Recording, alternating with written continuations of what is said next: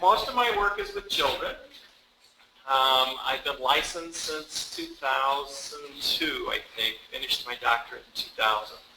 I grew up in Cozad. Have 3 kids of my own. The best part of my life right now is my 2 grandsons. So they're 3 and 18 months, which is pretty cool. So, I know most of you, but I don't know you. Ken Hayden? Okay. Maybe we have met once years ago. Yeah. Michael Barr? Vaughn. Okay. Oh, are you? Barr? Barr. Okay. Where are you? Where? Welcome. Tom Rose. Where are you? With a firm or haven't met you yet. Okay, welcome. I know you.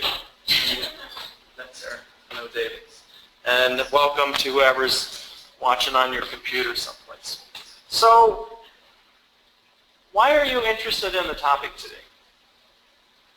Attachment, and then the stuff about, we'll talk some about what are mental health assessments and stuff. It helps us to understand a lot of behaviors that we see with children and foster. Okay? So hoping that, it sounds like you already have some sense of understanding attachment, how that affects behavior and long-term consequences and stuff, yeah.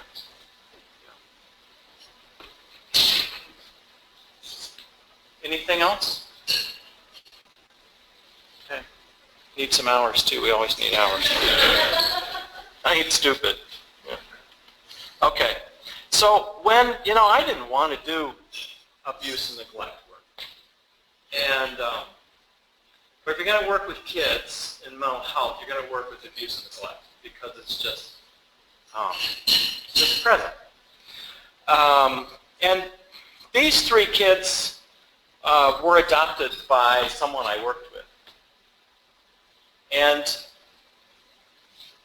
this was the day they came to them. And so you kind of see that deer in the headlights look. And she's actually at a community college, and I think he'll be a senior in high school. The adoption for the little girl on the left was disrupted. Their history was, there was a sibling strip of about 12 children. Older ones, I think he was maybe the youngest, or maybe, I don't know, there was a tragedy where one of them, the kids were unsupervised, one child drowned in a bathtub. The parents struggled with alcoholism, and they're from Kansas. And it was just horrible. There was domestic violence. But that similar story that we hear too many times in terms of whatever broke down for them. But this one pretty clearly had been sexually molested along the way sometime, because they had pretty much constant line of sight supervision, but they would turn their backs for 20 minutes and she would have her hands down the pants of one of these other kids. And there was lots of physical and psychological intimidation. And she was recreating her story right before them. And it was one of those times when, unfortunately, siblings maybe shouldn't be together because they couldn't break the patterns with the kids together. Because when she left, they blossomed. But they remained in that kind of frozen trauma state. So that was at the point I thought, God, I got to get smarter about this stuff. And so I've spent most of the last 15 years trying to figure out how do we heal relationships and make sense of this stuff. But so the neuroscience has taught us a lot. The attachment research is, they started studying it in the 50s. So it's 40, 50 years old.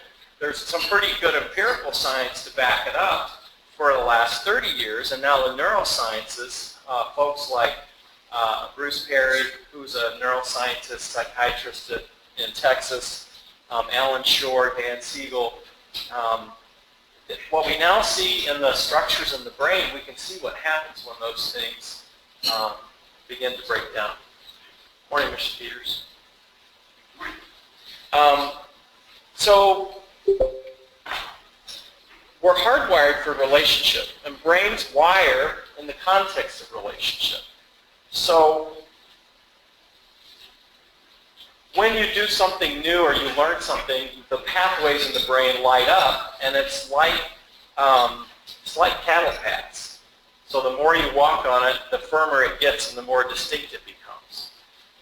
And so when it's mindful and it's repetitive, it becomes nice and secure and strong, and the fibers that surround it become very patterned and predictable.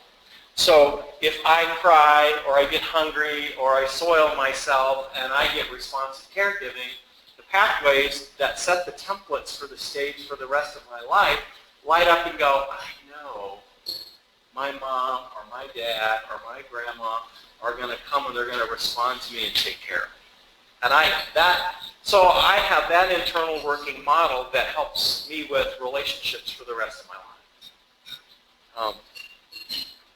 But we also know that happens both positively and negatively, because the absence of that also creates then a different set of challenges. So Alan Short talks about this idea of we're hardwired for relationships. Daniel Goleman talks about, well, there's this neural Wi-Fi thing. We've all had the experience of being in the presence of someone, and it's just kind of warm. You know, you can just feel like, oh, I would enjoy spending some time visiting with this person. And in contrast to that, sometimes you meet someone and you get this cold wash feeling. And we literally give off different energy depending on how our brains function. There's a concept called limbic resonance. I give off a completely different energy when I'm calm versus when I'm pissed off, right? And we all do.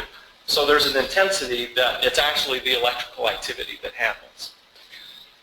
Our experiences are what create the unique connections and mold the basic structures of each individual's brain. So a lot of people have said that. Experience changes us. That's why it's important as we age to keep doing new things, because it keeps those pathways active in the brain and help and challenge yourself to learn new things, because that keeps us sharp. So today, you know, maybe it'll change your brain. You know, sometimes we can't teach old dogs new tricks, right? Neurons that fire together wire together. That's just that idea of when you do things repetitively, those pathways light up and they create pathways that are strong. So I'm going to show you some video clips. This first one is a 10-minute-old infant, and the dad's actually a researcher. Well, you'll see him doing this face-to-face interaction. The dad sticks his tongue out at him, and within a few seconds, the baby actually responds by thrusting his tongue out like his father did. This is really quiet. Only 10 minutes old. Sadly, his infant senses are bombarded Just with sights, sounds, and feelings. I think it's like all that.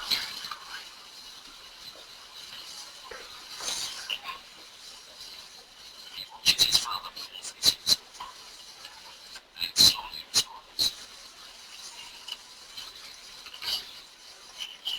This is unconscious mimicry. Sadly, he doesn't even know he has a face. He's managing to translate what it seems into similar actions of his own.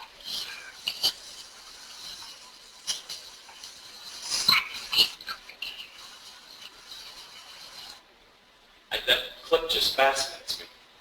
But, you know, so there's this pathway from the frontal lobes down into the limbic system, which is the middle part of the brain. Frontal lobes, let's just do a quick neuroanatomy. So you have a model of your brain right here in your hand. So the spinal cord comes up into the bottom of the brainstem.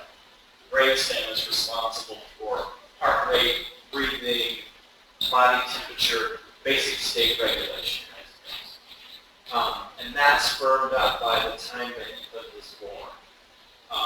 That's why in premature babies, Sometimes they have to be on oxygen or a ventilator if the lungs aren't quite done yet, or they have to do other things because they were so premature that the brainstem wasn't quite finished yet. The middle of the brain is the relationship brain.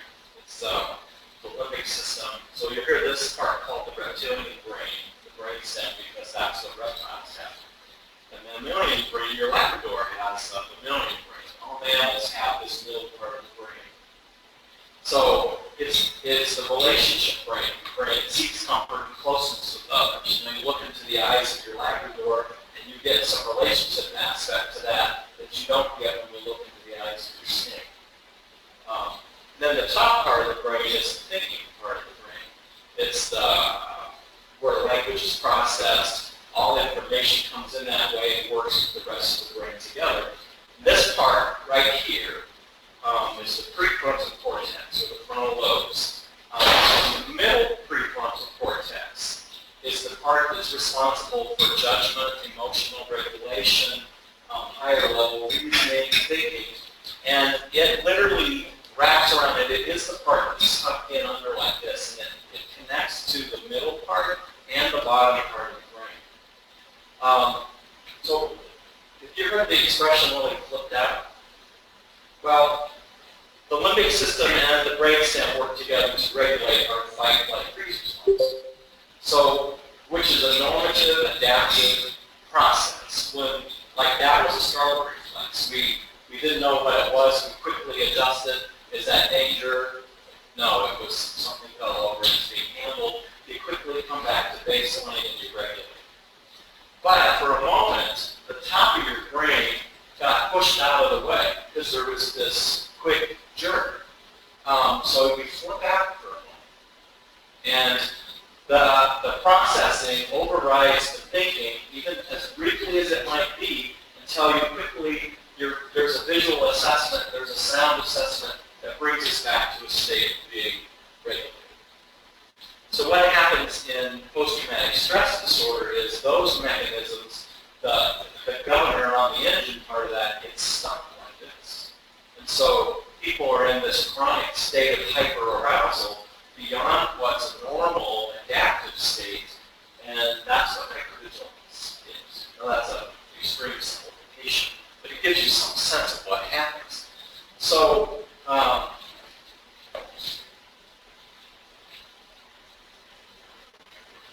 what happens in children who live in this kind of chronic state of where's am I going to be fed?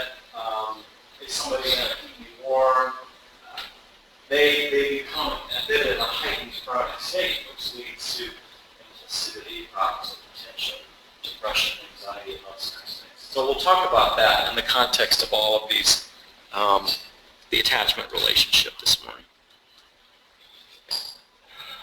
Okay, so this extends that a little bit. Oh, I know where I was going with that. Mirror neurons. So in that pathway from the top into the middle are these relationship neurons called mirror neurons. So you're having dinner with somebody or sitting around chatting and somebody yawns. What happens sometimes?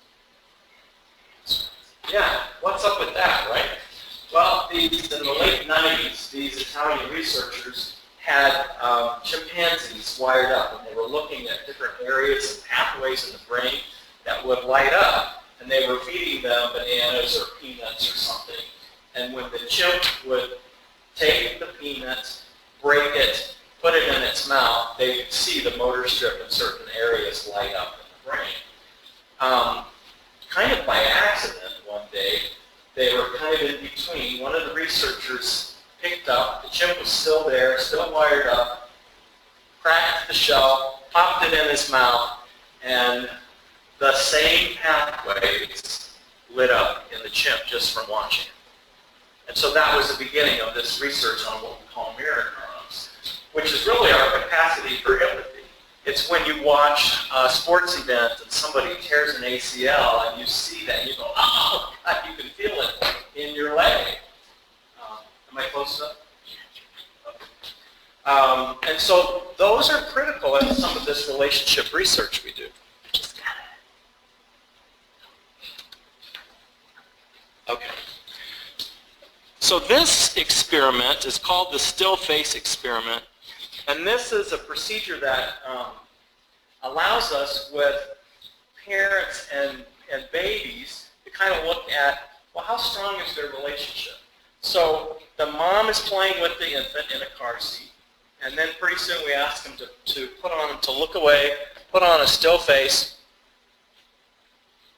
and then turn and look back at the baby. And so watch what happens.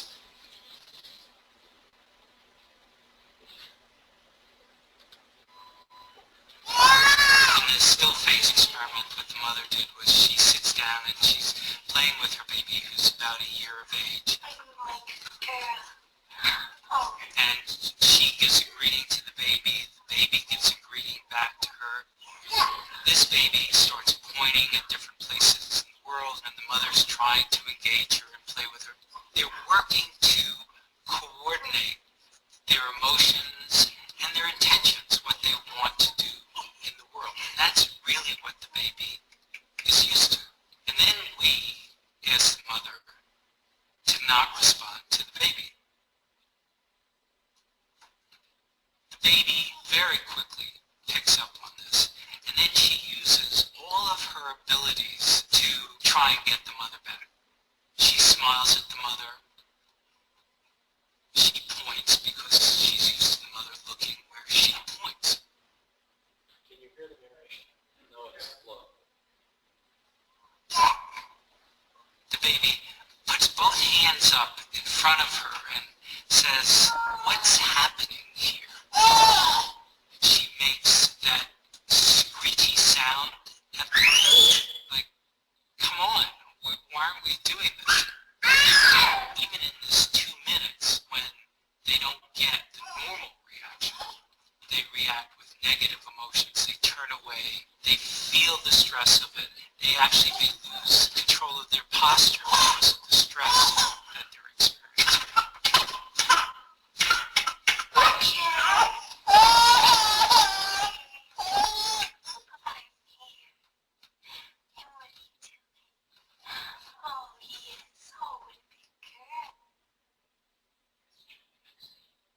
What? It's Chinese. Where's that? Sure. Oh, scared. So here, did you see the strategies the baby used, the infant used to pull the mom back in? And you could tell that. It's like, what's going on? Why don't you respond to me like you used to? And how quickly, when mom re-engages, the baby came right back down to baseline and regulated. So what we see in situations where I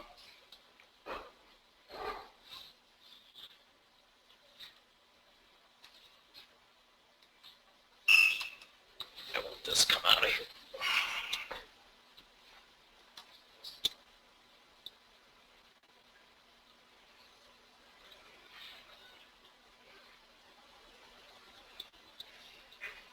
So this is a mom that has struggled with maternal depression. No, I'm okay.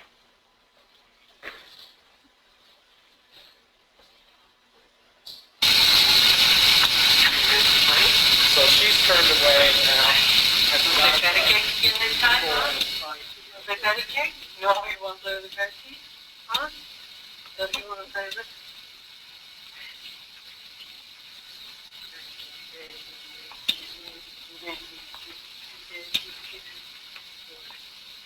Oh. You want to play with that? You gonna play with that? Huh? You gonna play with that? You gonna get mad at me? Yeah? You gonna get mad at me? You gonna get mad at me? Hear what she's saying? Are you mad at me? That gives us some clues about parental state of mind and how it's like she doesn't see the needs of the child, but it's kind of dismissive of. The child isn't trying to engage her at all. He's just kind of clueless. And what we'll see sometimes is, like if this child might be in foster care, this child might respond completely different to the foster parent who's been responsive to them than they do to the biological.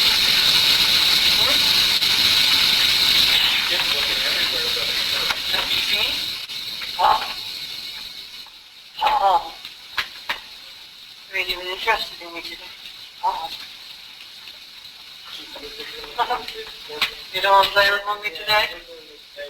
Oh. Oh. What, you want that camera instead? Yeah?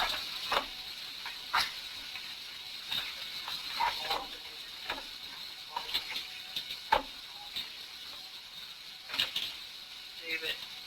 Oh. Oh. You don't want to play with me today, huh?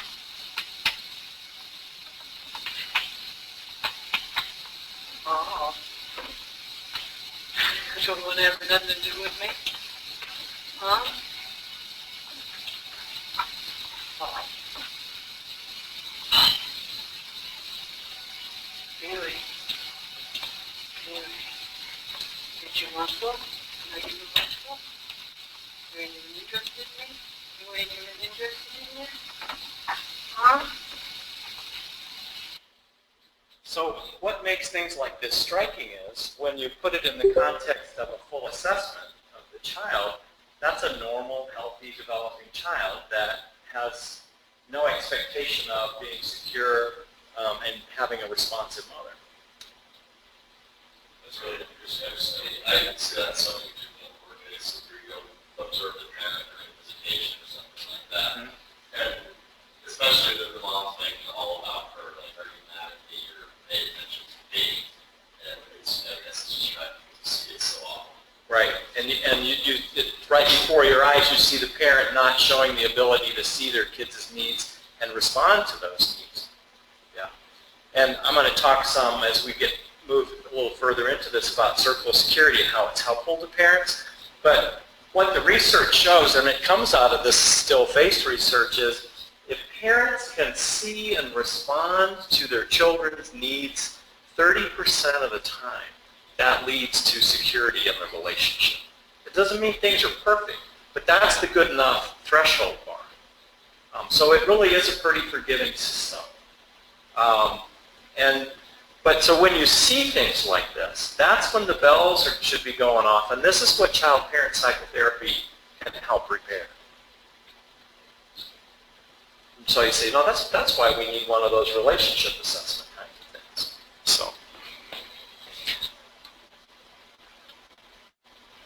So it gives us clues about how to inform that early process.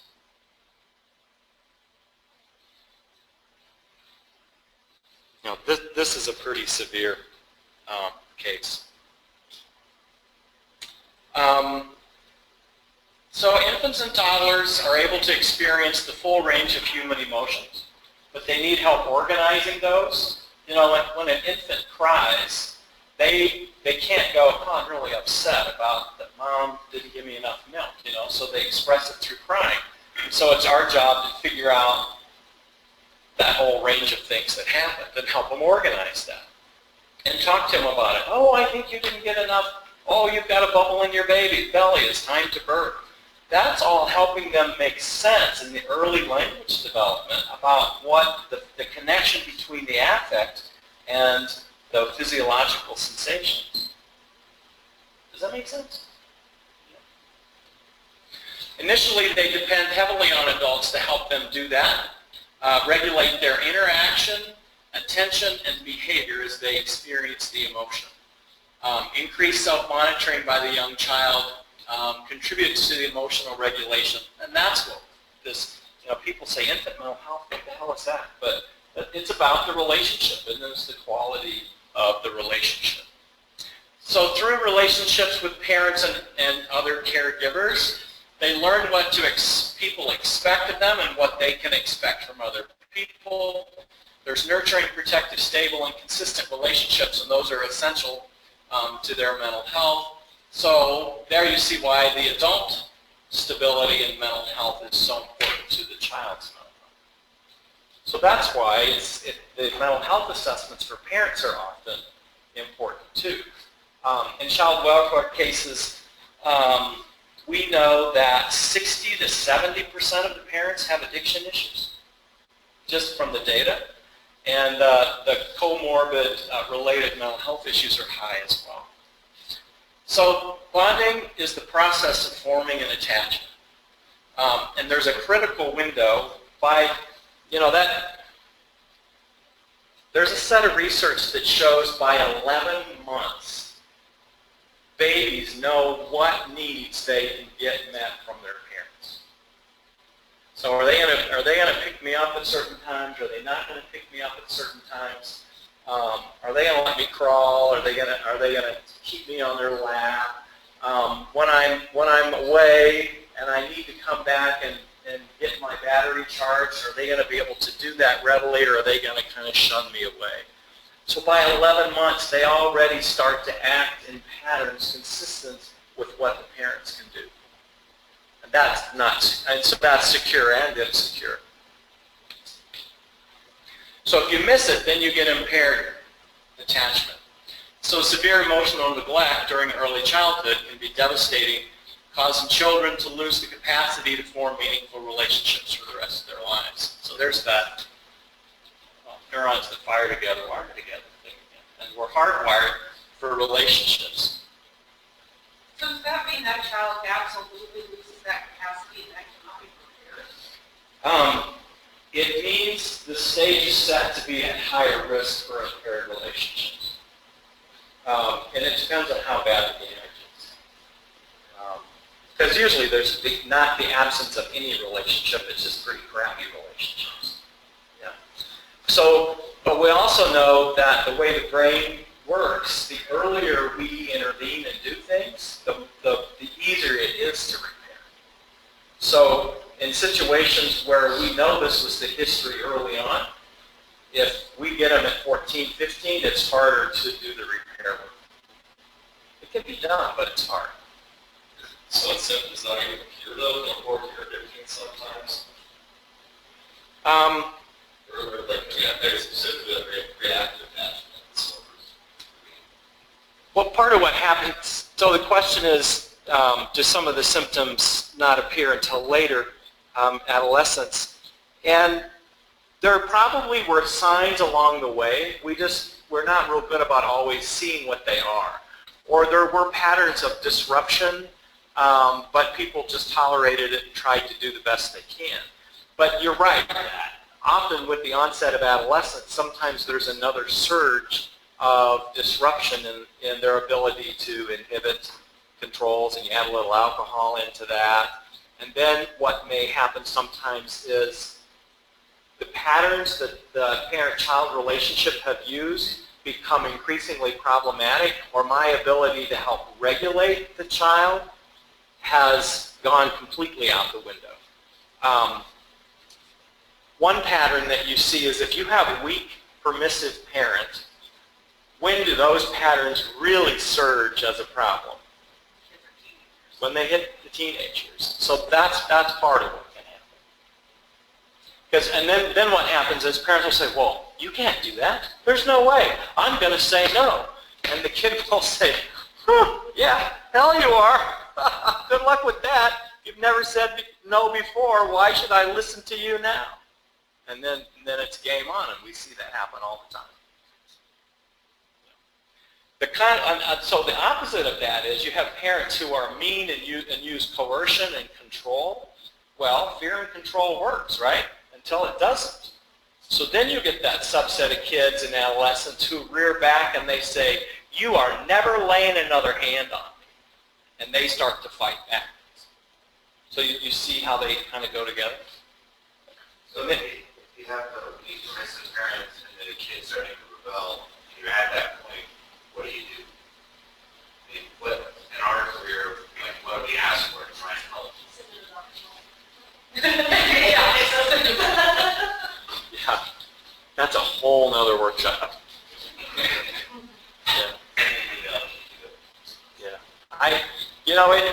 It's hard because you got to prop the parents up, you got to screen to see what else is going on, and then you just start working and trying to change those relationships. So it isn't just working with the kid, although that's a piece of it, but you have to have conversations with them about, if you keep going like this, what's going to happen? Try and change those patterns of behavior. And say, and help the kid understand, I know, yeah, mom and dad are changing the rules, aren't they? But they have to own the pattern that they've had that they realize now that it wasn't helpful to them. And that's not easy either. So these are the characteristics of attachment. So proximity maintenance, so the people you're connected to, you want to be close to. So as adults, the people we're most connected to, we want to be close to them. Our primary attachment, if we were secure with our parents, transfers to our spouse or our partner or close circle of friends. So in the attachment paradigm then, we have this idea of secure base and safe haven. You've experienced this watching children. So if you're my mom and we're like someplace new, where am I? I stay pretty close. So there's actually a clinging phenomenon with stress. So there's distress, so we'll cling. But then as I feel a little safer, and maybe I know, maybe my grandpa's there, so I might go to my grandfather. But then Aunt Mary leans over and tries to kiss me, her sloppy wet kiss. And then what happens? Well, grandpa's not enough anymore, right? Shoom, I'm back to my safe haven. And that's the natural part, that's the DNA part of it. So we have this desire to explore the world, but we also know we need to come back. So there's this constant going out and coming back. Well, that begins in infancy. So if you're playing and talking to the infant, that's exploration, that eye contact. That's that eye contact, talk, and touch. That's that I love you experience of falling in love. So if you don't see those things when you're observing parent-child, there's no delight. You think about your kids or grandkids, or you watch other kids, and the joy comes erupting out of you. That's delight, and it should be mutual. So when you don't have that delight, you've got huge problems. So separation distress is just that. Separation distress. We call it separation anxiety. But we use it, and there's a procedure called the strange situation, which is it was developed by Mary Ainsworth. Initially, to try and assess the attachment relationship in parents and children. And they use a stranger, so that's why it's called the strange situation. So the mom and the child are in the room playing. The stranger comes in and sits, and then the parent leaves the room. And what we're looking at is how does the child respond when the parent leaves the room, and then when the parent comes back. There's patterns that happen. When the parent comes back, we call it the reunion. And what does that look like? So here's an example of that. So that's a stranger sitting on the floor, and the dad just got up and left. And then you'll see the dad come back in.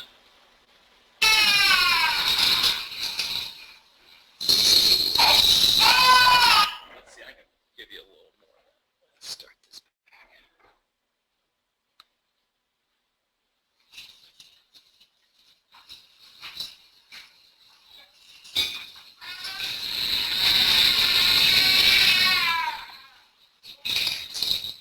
So there's the separation, and you see the distress.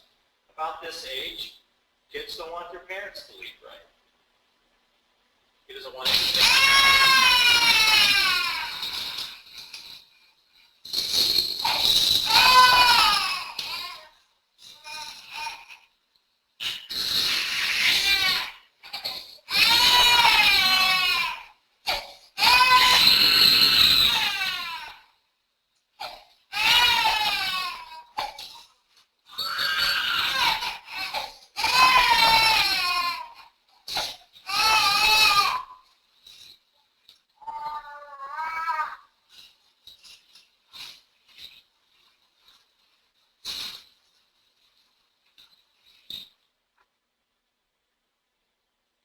So talk a little bit about what it's like to watch that.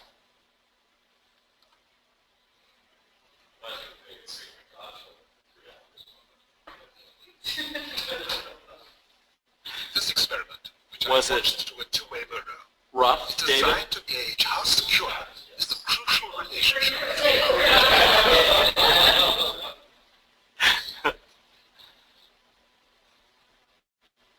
So can you describe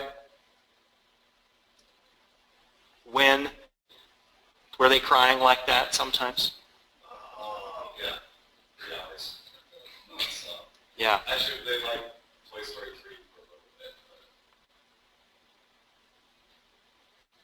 but the history did not help, so.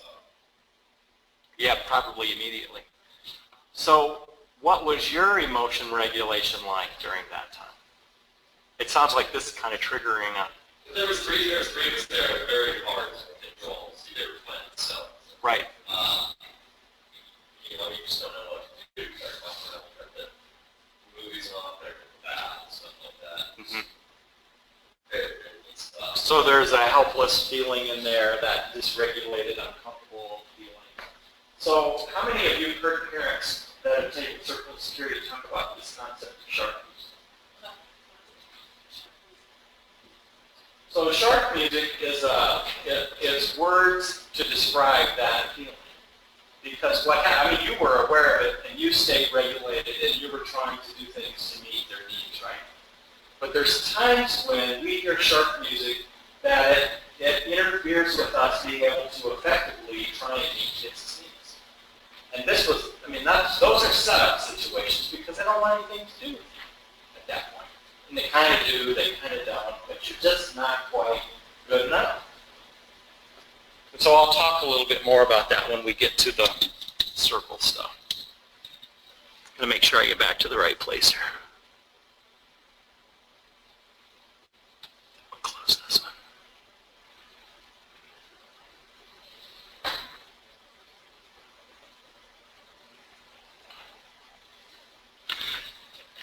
Okay, so if you send a kid to me for a relationship assessment or a or child-parent psychotherapy, we do these assessments on the front end of that to try, because we're trying to see what's going on with the relationship, so we can kind of try and focus where are the strengths, where do they do well, where do they struggle. Because we know more often than not, they can repair that stuff if we help them in the right ways. Sometimes it's more of a challenge than others. So it's an enduring bond. Presence of that person provides that sense of safety, comfort, pleasure. Almost immediately, loss or threat of that person invokes that distress. We've talked about that. Okay, so here's the map that's used in the circle of security process. So circle of security parenting is an attachment-based model of understanding parent-child relationships. Most of you are aware of this program, right? Anybody not aware of it? Yeah. Okay. Haven't heard anything about it? Okay. So here's you can see the theory embedded in the map. So it's a way to visually illustrate what attachment is and make it meaningful to parents was their goal. It started as a therapy model, and it's now it's a parent education reflection model. So you have from the secure base, there's three parts: the top of the circle, the bottom of the circle, and then what we call the hands. So from the secure base is that need to go out and explore, like we were talking about. And so there's this need to support a child's exploration.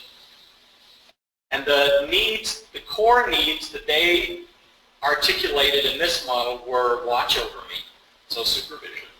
I see you over there. I know exactly what's happening, even though I don't need to be in your face to do it, right? Delight in me, like we were talking about. Absence of delight is a huge problem. The research on brain development in infants, if the absence of delight is a huge risk factor for healthy brain development.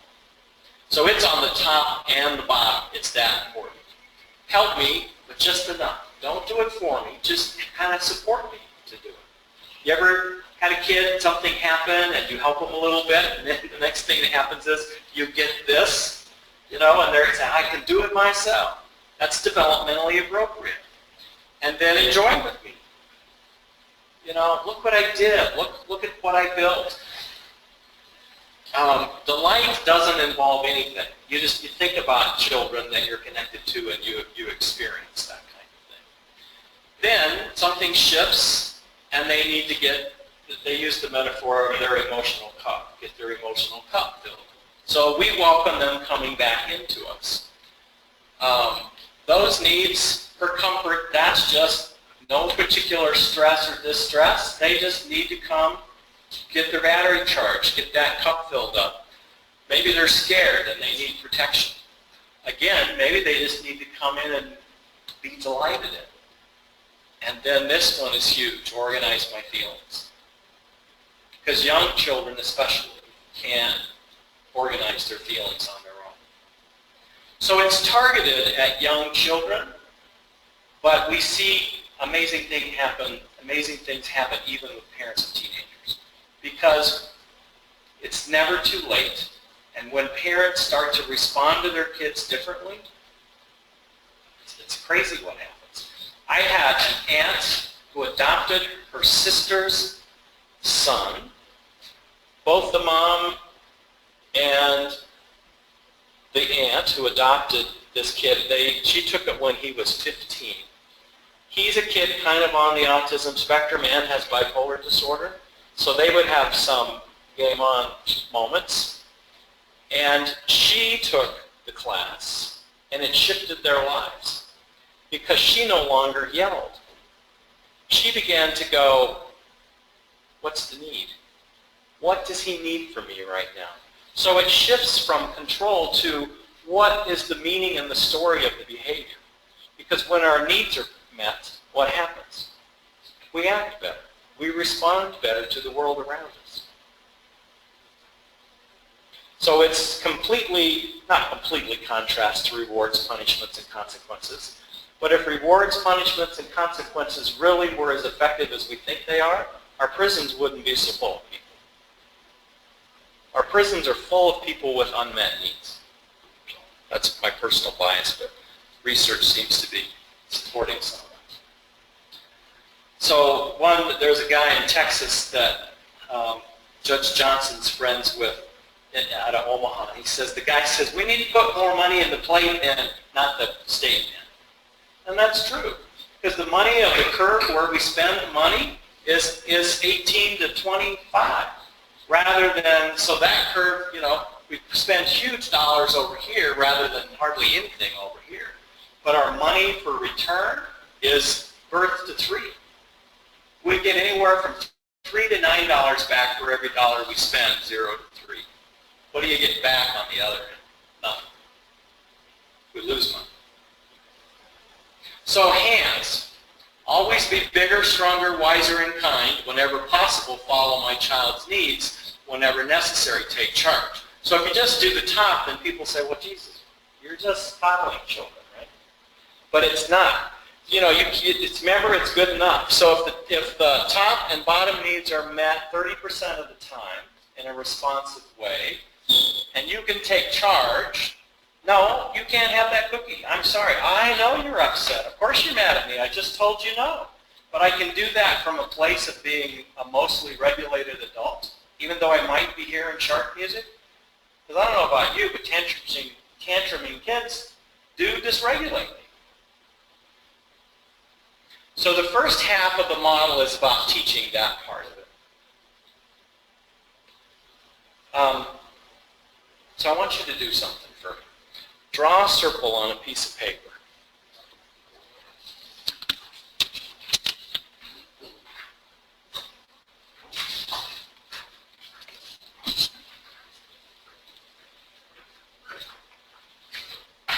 Now write down these emotions. Joy, anger, fear, curiosity, shame, and sadness. So now reflect for a moment to childhood, to your primary caregiver. And how well could that caregiver help you with those 6 core emotions? If you feel like they could really help you respond to you when you needed help with one of those emotions, like if you were angry, how well could they respond to that? If you felt like it was good, write anger on the inside of the circle. Sometimes it was okay, sometimes not, put it on the circle. If you didn't get any help with anger, it's on the outside of the circle. So do that with each of those 6. Take a moment to do that.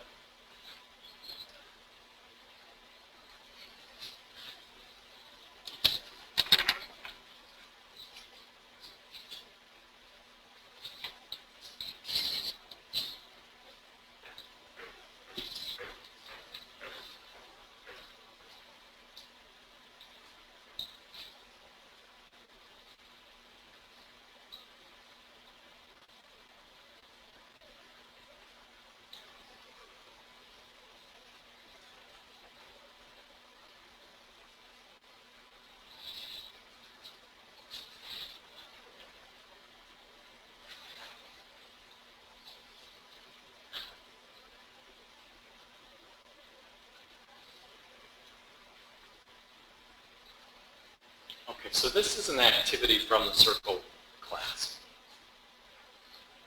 So what we would do if we were in class, we would take the time, we'd kind of process this a little bit. And a lot of times with a lot of our struggling parents, they will say, I don't have anything on the inside of the circle. And it's hard to organize affect and emotions in your children that you didn't get help organize. So here's another exercise. Put your hands like this in your lap, and now just cross and fold your arms. Just fold your arms. Yeah. Okay, now reverse it. Fold them the other way.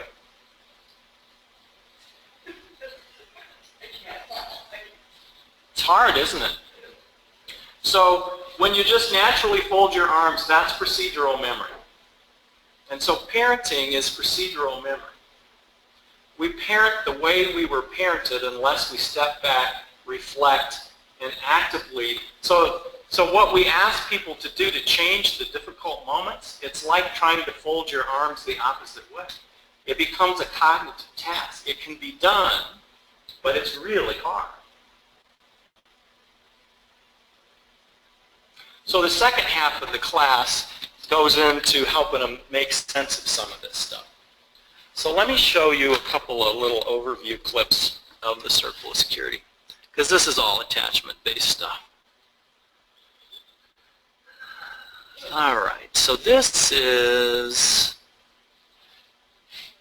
a little explanation.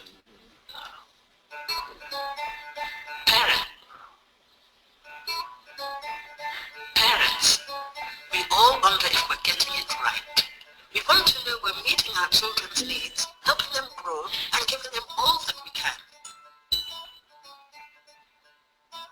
We try to combine our own experience of being parented with the advice of others and our own instincts and beliefs about what is best. And still, we so often worry that we're not succeeding. In a world that is always offering the next best parenting solution, the circle of security is based on decades of attachment research. Unlike many behavioral perspectives, it offers relationship tools to provide a new way of understanding your children's needs, creating lasting security for them and more satisfaction for you. The circle graphic has been created to help you know what to look for so you can read your children's behavior to guide you in meeting their needs. It's really not complicated. People of all ages have attachment needs. These needs can be divided in 3 ways. Let's look at this child. First, he needs to know the freedom and confidence to go out and explore his world. Second, he needs to feel assured that whenever he's ready, he can come back for comfort and protection. Third, he needs his caregiver to be in charge in a kind way. 3 basic needs that can be thought of as going out on the circle, coming in on the circle, and hands on the circle. Let's have a look in more detail. Feeling safe and supported, our children want to discover their world. When when going out, they need to know that their exploration is encouraged, that we're right there watching over them, delighting in them, offering help when needed, and ready to enjoy their new adventures with them. And when they're coming in, they need us to refill their emotional cup. This means organizing their emotions and letting them know we are delighted to welcome them back, protect, comfort, and understand them. The key for us as parents is to remain strong and kind while knowing when to encourage their going out into the world and how to be available to welcome them back to us. It's crucial that we learn to identify our children's needs like this, because misreading them, or worse, missing them altogether, can cause pain and frustration. We all know how uncomfortable it can be to be held too close when we want to be out exploring, or kept at a distance when we need emotional support, or simply to be without someone who is bigger, stronger, wiser, and kind, who we can trust to understand what we need when we're feeling lost, confused, or out of control. When a child misbehaves, the cause is often rooted in how safe and secure they're feeling. So it's not surprising that they behave well when a parent learns to tune into their child's needs on the circle in this way. And because our needs on the circle never disappear, learning to read cues can help you better understand and meet the needs of people of all ages, including your own. So that's all there is to it. Just know that at any given moment, your child is somewhere on the circle asking you to meet a need. Support my going out. Welcome my coming in. Be the hands that keep me safe by staying in charge and committed to helping me feel connected. And please remember this, there's no such thing as perfect parenting. At Circle of Security, we've come to realize that good enough is, well, good enough. All of us are going to miss needs on the circle time and again. Welcome to the club. But if we meet our children's needs enough of the time, the results will be happier, healthier, more secure children, and parents too. So chapter 1 just basically focuses on seeing that going out, coming back, and it activates parents being, oh, God, I didn't know they need me so much. And so we ask them to watch and observe their kids. And so they will come back the second week, and we start by talking about circle stories. What did you see with your kids? What circles did you see? And we'll have parents say things like, you know, I never thought about this before, but instead of coming home and sitting in my chair and reading the paper and watching the news, I come home and I get on the floor. And now my kids are starting to come to me more. And it's those subtle things that allow that circle, just simple things like that, changes the whole dynamics of the relationship.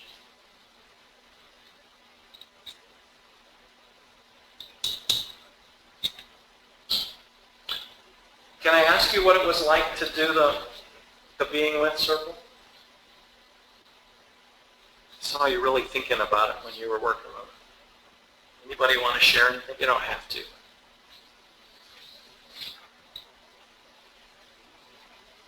Did it create, it's like, wow, I'd never thought about this stuff before. A little discomfort or... See, there's that welcome to the club piece. There is no perfect parent.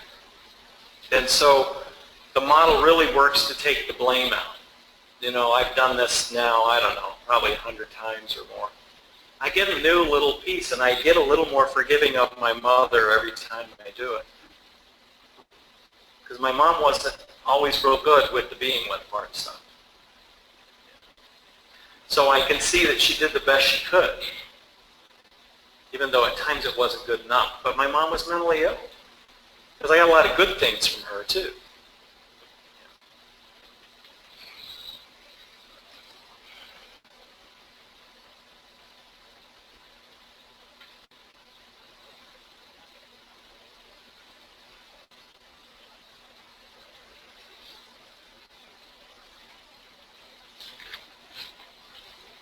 So that's where we talk about secure and insecure. So about, when we study adult attachment, about 60% of the population have secure attachment. What do you think about that?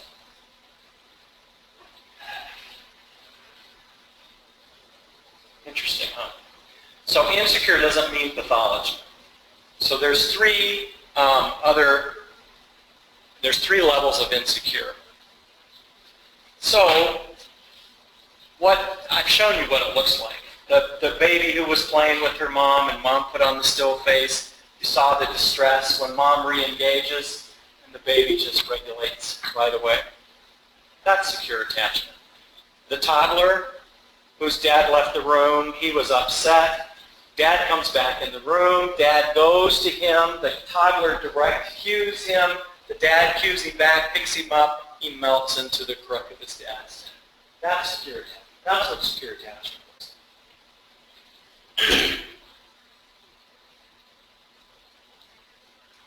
So insecurity is this unresolved tension between experiences of being with. So being with is this idea of, can I help hold my children's emotions, those core emotions, all the way around those needs on the circle? And can I be balanced and good enough and bigger and stronger, wiser, and kind? Versus not being with. So being with, being without is this idea of, if I can stay on the circle and meet needs, that's being with. When I don't, then there's a rupture and I get pulled off the circle. Part of life, right? The difference between secure and insecure is a secure parent is able to recognize the rupture and make a repair. So that's where the model gets to towards the end. And we do rupture and repair chapter 7. And then chapter 8 kind of pulls things together. So, the top of the circle.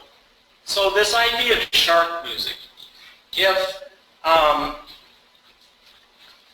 I were at wherever we are, okay, and I stay close, but I want to go explore, but you get uncomfortable when I explore, even if it's to go sit on Aunt Mary's lap. So you say, no, you need to stay here with me.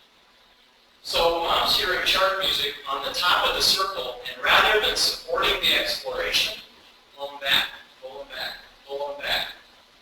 So we all do that once in a while. But if I persistently don't let my children explore when it's not real danger, I teach them to fear separation. And that's insecure ambivalent attachment.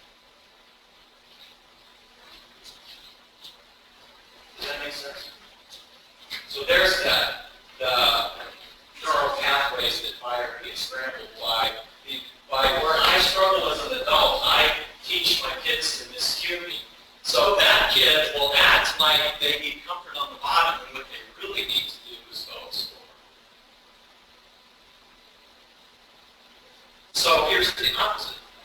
So I really need to come and get a hug, sit on mom's lap for a minute, but I don't stand and you keep working and you don't notice me and you push me away and say, don't play, you're fine, go outside and your brother. Come on, leave me alone. I'm cooking. Leave me alone. Well, we all have to do that sometimes. But if that is a dominant pattern, I teach kids to fear closeness. And so they have the need to come in and get their emotional needs met, get their battery charged, but they stay out acting like they're exploring. Or they'll have a tantrum and become dysregulated to get some sense of connection. Seems twisted, but I see it over and over again. I have a mom, she's an adopted mom, she's a grandma, she's in class right now. I have a 4-year-old they brought to me was having horrendous things. So when I did the behavioral assessment stuff, I thought, wow, there's really not much going on. What's the issue? We started talking about these kinds of things. So what we talk about is time-ins rather than time-outs. And how can this idea of organizing affect. And we just finished chapter 7 last night. And they started child-parent psychotherapy with another therapist. But last night in class she said, she hasn't had a tantrum for 6 weeks. But they were doing traditional timeout and being dismissive of needs rather than trying. It's just completely inverted the situation. It's like magic sometimes.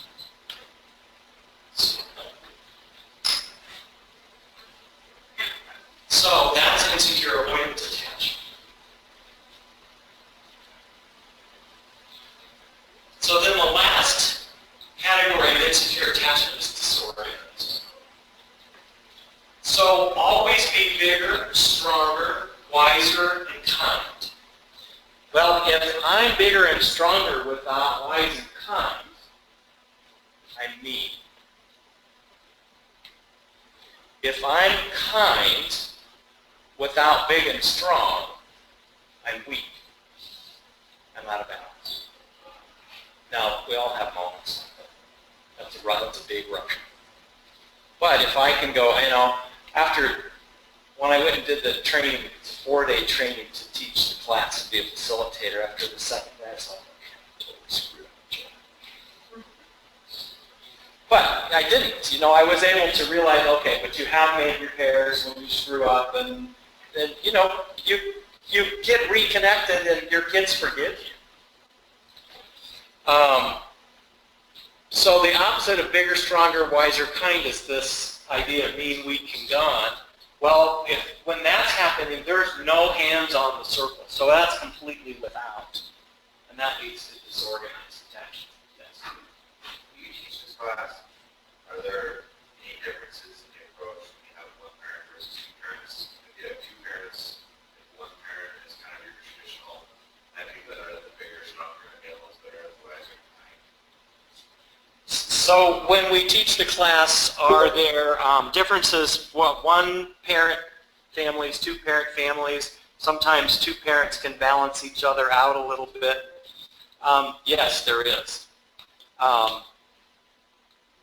We see lots of different patterns. Sometimes the primary custodial parent ends up having to be the one that sets all the limits, and the one that's the traditional once a week and every other weekend is kind of the Disneyland parent. Some of that's myth, but so those are why the co-parenting plans are so important in trying to get parents to put aside their differences and create a business plan to raise their kids and honor each other as parents. But it's hard. But yeah, good question. But what I find is this helps parents think about it. But you have parents that are way too out of balance, that the dad ends up having to be the bigger, stronger, and the mom is weak, is kind and wise. And you really need, what's best for kids is when both parents are bigger, stronger, wiser, kind. So what it does is it provides, it's part of who we are. But when you know the language and you begin to see it, because there's this concept of hidden in plain sight. So once you see the need, you can see it where you can't sometimes before, because we're impacted by our procedural memory. I swear to God, I would not be mean like my mother at times, and then holy cow, there she is in the room. So you were not invited to this party. Yeah. So these are characteristics of secure, healthy attachments. They know that most problems will be solved. They have high self-esteem. They get along better with friends. They know how to be kind to those around them. They solve problems on their own. Better relationship with siblings. Feel less angry with their parents. They solve problems with friends. They turn to their parents for help when in trouble. They trust the people they love. They enjoy more happiness with their parents. We actually start with this list in Chapter 1. And we say, this is what secure attachment leads to. Which of those would be your top 3 for your kids? Because to be successful, I very seldom have people drop out because it's so engaging. Because it isn't that you're a horrible parent. It's that we want you to be good enough, and we want you to have a secure relationship with your kids. And oh, by the way, when you do that, it leads to these things. Who doesn't want that? I think every parent ought to have this, period. It's that helpful. My children have no choice. They will take. Actually, my son Nick, who lives here, and his wife took it, and it's fun to watch use it. We talk about it. So what questions do you have at this point in terms of how it's helpful or not helpful to you in the work that we do together?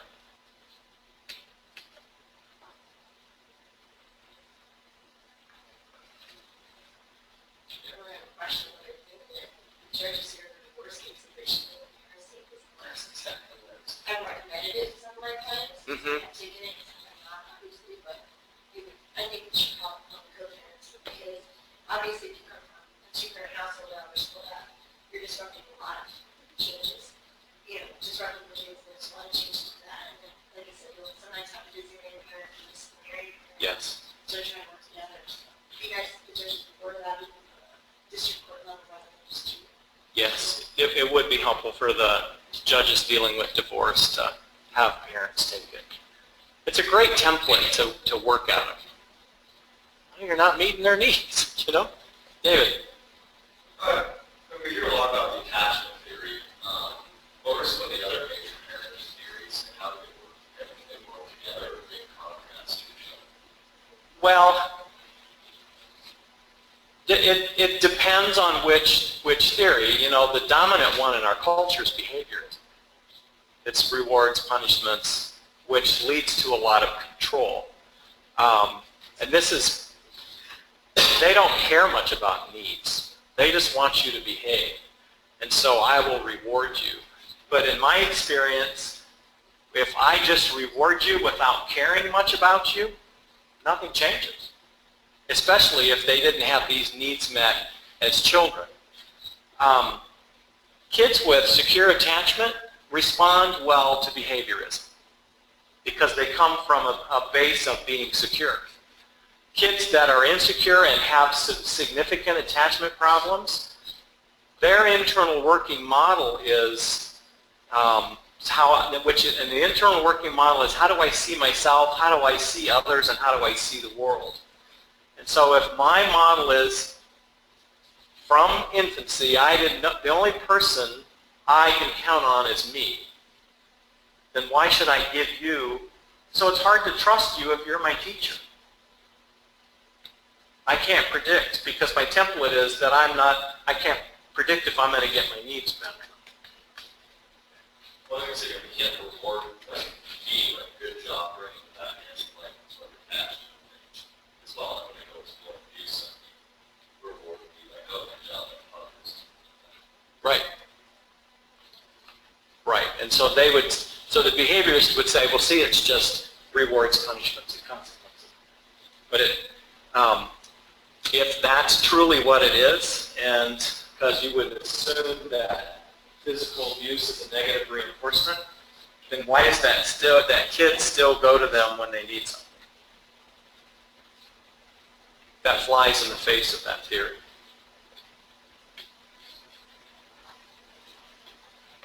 So, say you've got a juvenile whose parents are in a circle of security and they're on probation. The judge is trying to figure out what they can do in probation that they can order and try and help them address these issues.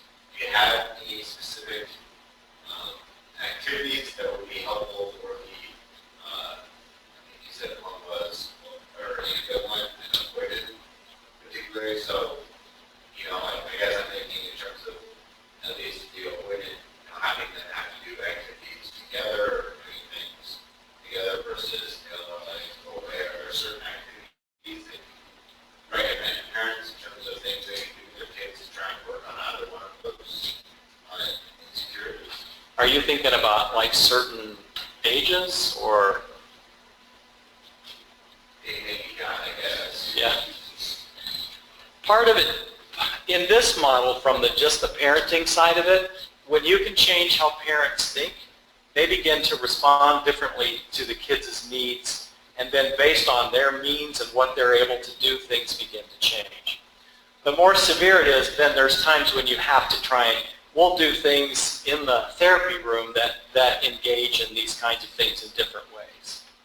And then the older they are, all of those different kinds of activities, and I can't articulate any for you without thinking about things that I would do with people. But yeah, we do things like that. I guess maybe a follow-up question would be, what kind of, you're saying age ranges, older and younger, are there kind of set ages where you think things start to distinctly change, and so what are they? Well, it's harder to assess attachment after age 5 and 6 because we don't have observations like this that we can do. But you can glean from the history, like, okay, so reactive attachment disorder is a completely different thing. These are all schemes of, it's not a completely different thing. Let me extend that. So secure, insecure. There's 3 levels of insecure: avoidant, ambivalent, and disorganized. That's not pathology. People with those characteristics are more at risk to develop depression, anxiety, other mental health disorders. The disorganized category is the category from which a person can develop reactive attachment disorder. That's a hard diagnosis. I mean, that's why it's pretty rare. Sometimes it applies. Sometimes the system creates those kids because, I think of one kid I saw probably 10 years ago now. He was in 15 places in 2 years and got crappy care, and he happened to he finally had rights terminated. It was longer than that. It was more placements than that over like 4 or 5 years. It's like, what the hell's going on? But he needed permanency. But he got with a family that had been trained in understanding attachment because everybody else was trying to control the kid. Well, if you try to control these kids without going, I get it.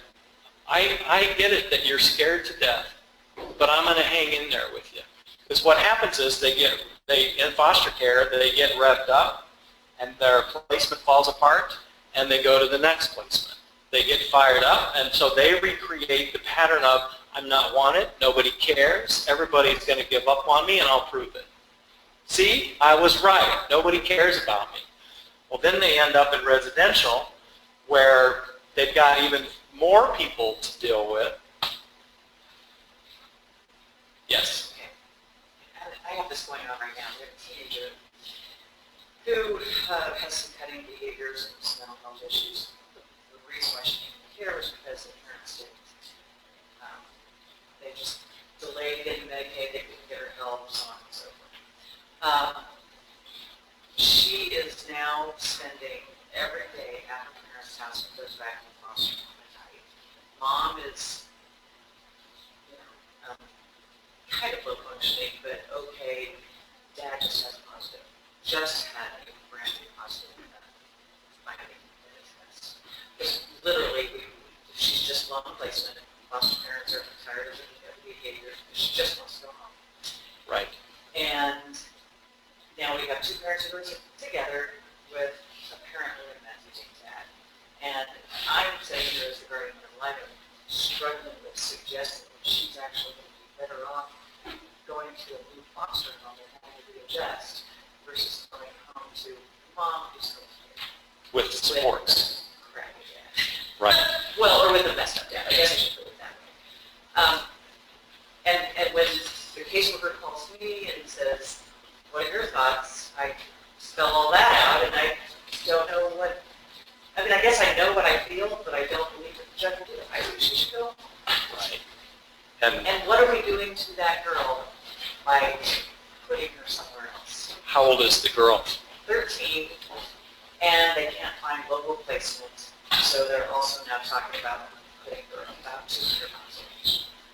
Yeah. So how do you work on the relationship part of it? Yeah. Yeah. See, and that's where the argument for home-based services Yes. comes. But that's a mixed bag too, because we don't have a lot of therapists trained to go into the home, and our family supports are mixed. Yes. And often they're telling people things totally contrary to this kind of template that I would work out of if I was the clinician working with the family. So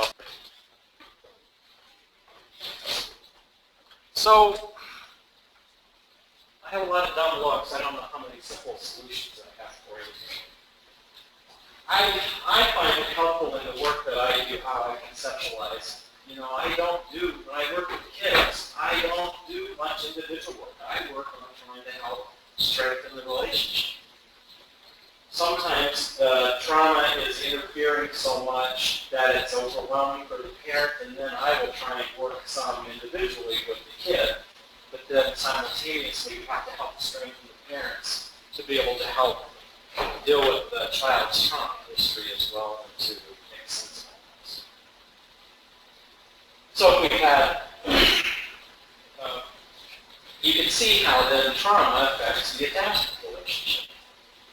You know, if you have abuse, neglect, that affects the hands, and if there's no hands, you've got kids that are without receiving any kind of good quality care from their parents. And then that affects fight or flight response. And I know I need to go to you for comfort, but I'm in a real bind because you're also the jerk that's having sex with me 3 times a week. Or you're my mom and I fell down and skinned my knee, and I hurt like crazy, and I really need to go to you to help be okay, and all you do is look at me and suck on your cigarette and drink your drink and say, you're a loser. Get up. You're fine. Go away. Now those are kind of gross overstatements, but we see the pattern lots of times. But, you know, on the flip side of that, parents don't know what they don't know either, and they're doing what they did what they got lots of times. There's that procedural memory piece of that. Because a lot of our parents are just struggling to make it work. They're not evil, horrible people. Some of them are. So do you have any more questions about that? Was that helpful? Do you want to go ahead and talk about evaluations, or do you want me to ramble on more about this stuff?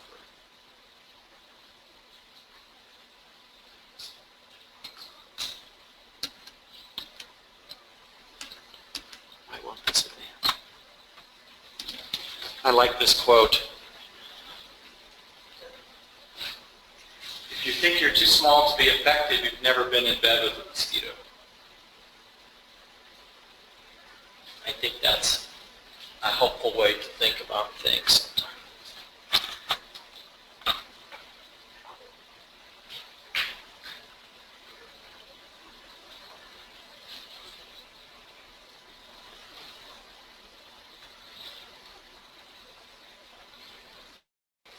Okay. Well, what do you want to know about evaluations? You have specific questions? Just kind of, what are they? So let me do this. Let me just start in it. When you have questions, just jump in there, okay? Because we have all kinds of assessments. Everybody tries to be as evidence-based as we can. The more forensic the assessment is, the more the psychologist that's doing a forensic assessment is going to follow all of those rules and gather other data points. If I'm just doing an evaluation on a kid, the chances are likely I'm just using them as the reporter or a parent. So I'm not trying to justify it for evidence in a court setting. So assessments in mental health are used for assessment, diagnosis, and to help us figure out what's going on to make recommendations for treatment. Forensically, relevant measures get used. Some of those are used for measuring risk. You know, when you want us to make predictions about things happening, those are risk. We talk about measure of risk. How much risk is there for potential to reoffend and those kinds of things. You still can't There's no way to predict a lot of those things. So a psychologist is only done, a psychological evaluation is only done by a psychologist, a licensed psychologist. Some of the other mental health assessments are similar depending on what happens. So there's screenings. A neuropsychological test involves a lot more detail about brain behavior relationships. And those often, by definition, are forensic because they may be done for a trial of some kind. Sometimes it's to help. There's been an injury of some kind and we're trying to figure out, well, where's the functional impairment of the injury. Like mild traumatic brain injury, which tends to be frontal lobe damage, doesn't show up on a functional MRI. But there can still be impairments in disinhibition, attention systems, sometimes memory. You will see personality changes sometimes. Those are things that are sensitive on some neuropsychological measures of personality tests. But then you have to gather the historical data to see if you can gather a sense of what was what we call pre-morbid, pre-injury. How was the person like pre-injury? Here's one question as much as a comment. It would be really helpful to get, because we do parenting assessments and interactive bonding assessments a lot with juvenile work. And a lot of times, the caseworkers don't set up until after adjudication if this position's 30 days out, and then you guys have a 3 or 4 month wait period of options to get the evaluations done. And the most helpful during those would be at this position, so the court can order those. So I don't know how we can get those. I'm trying to get caseworkers to schedule at the onset of the case, anticipating adjudication, and if there's not, then have it removed. But it'd be helpful to have good assessments at this position. The other is, I find a lot of times that the collateral source referrals you guys are getting from HHS are really not that great. And I don't know if you guys have access. We do have access. We use what's called Justice. It's an online court filing system, so we can pull the records. Anything back from '96, criminal, civil, stuff like that. And it's kind of expensive, but we have an unlimited subscription. You can either do $1 a case, or you can do a year's subscription. And I try to, I do more with Ian, but I try to run off Justice records instead of load my hand. It might be helpful if your office actually got Justice, so you can pull up the criminal history and see what the facts of the specific case were. So that's available in public domain. It is. It's like I said, it's kind of expensive, but you can pull up affidavits for arrest warrants that outlay or lay out the specific instances, and I mean, it's aggression. But you know, as guardian ad litem, we'd be happy to provide those things to you. Yeah. I don't- If they knew that we were on, That's that's what what I'm saying. A lot of times, I don't know Yeah. where it's at in the process, and then I don't think they know to contact me. Well, I don't think I know the emails over, and there are huge glaring things that we think. you Right, don't know. because we, the absence of those things, you can't do an appropriate parent assessment, even an evaluation of any kind. Because a lot of times they'll just send you the intake history or the KIA assessments, and that's it. And that, I mean, they'll have the hotline intakes and stuff, whether they're substantiated, but I think criminal history is equally important because you find a lot of these people, or even history of the juvenile court system, because his parents are not the most accurate reporters oftentimes. Right, and that's part of the assessment too, from like a parent capacity kind of thing, is because does their history match, does their reported history match the history? And when it doesn't, then we can check on it and say, I wonder why you left this out, or was there some reason, and then they'll either come clean or they won't. But sometimes they just have a completely different perception of those things too. I have chosen not to do parent capacity. I've done them some in the past because there was so much need for child-parent psychotherapy that pulled me too much into a forensic role when I really need to be a treating clinician. That's why I haven't done them. But then They're hard to do, and it's hard to get paid for them adequately too. The time that Dr. Talbot puts into those isn't even close to what the reimbursement is. We can't bill for every hour. I understand. I always do my best to add that in the contribution. Let's see how it's asked. The HHS board to pay for it. Right. And Yep. I was just saying, like, my baby this year, I do a lot of work with this other thing, and I asked for those, if I think there's a chest for right off the bat, I've never been told no.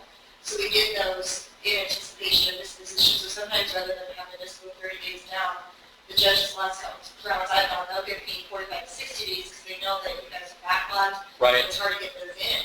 But I like it because it gives you some starting point. But I know that we had someone with Dr. Shop like a year ago, and there was a fight, because George Ford was even there, and there was a fight with Judge Ford said, I'd like to have these from the beginning so you know what we're doing. And HHS sat right there and basically said, no, we're not going to do it because we start from the bare minimum, and then if we have to, we work ourselves up. Do you remember that? Yes. That was so annoying. Right. I just don't have resistance down Right. to 7 months. I say, Well, I get it in time. And we've talked about it. We haven't followed through with, but when you have A, B, and C, a screening is enough maybe. But you add A, B, and C, and then you've got LMN, Q, P. That, when there's some kind of an acuity rating, when you've got the more there's been sexual perpetration, the more there's been violence, the stronger the pattern of addictions, the more likely you're really going to have that parent capacity kind of thing. The more you've got barriers to being able to articulate that, well, if we want to heal the parent, the initial purpose is to drive treatment for the parent, right? But lots of times when you guys are in parent attorney functions, you don't want them to do it because you're afraid they'll be used against them. So it's a catch-22. But yet I can't do the job to do the healing work if we don't have the damn assessment. Because sometimes it's so egregious that I'm not going to put the parent in the room with them until I know what I'm dealing with.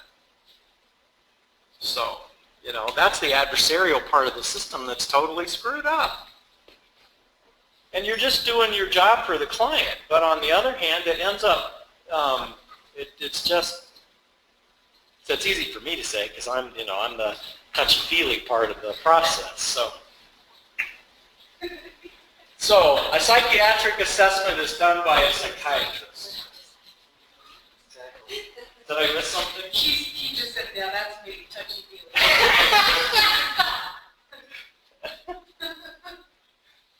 So a psychiatrist does a psychiatric evaluation. They typically do not do any formal assessment. They're not trained to be a psychologist. They will use some screening measures sometimes, but that's usually like an hour interview, if that. So you need to be aware of that. And an advanced nurse practitioner like Christine Carell out here in the Panhandle can do that. It's a psychiatric interview. How much stock in case you put it like an MSc done by a LIMH? Well, we'll talk about that. Okay. Okay. Biosocial, psychological, or whatever. Well, biopsychosocial assessment. Yeah, all that is an intake assessment. All that is an intake assessment. Are there slides on these? That was the second PowerPoint. Maybe they didn't get it. Or maybe I think did you put it on the website? Oh, you know what? There's some other slides in that attachment stuff that was just, it's there if you kind of want to look at it. And I added stuff in case I needed more. Yeah.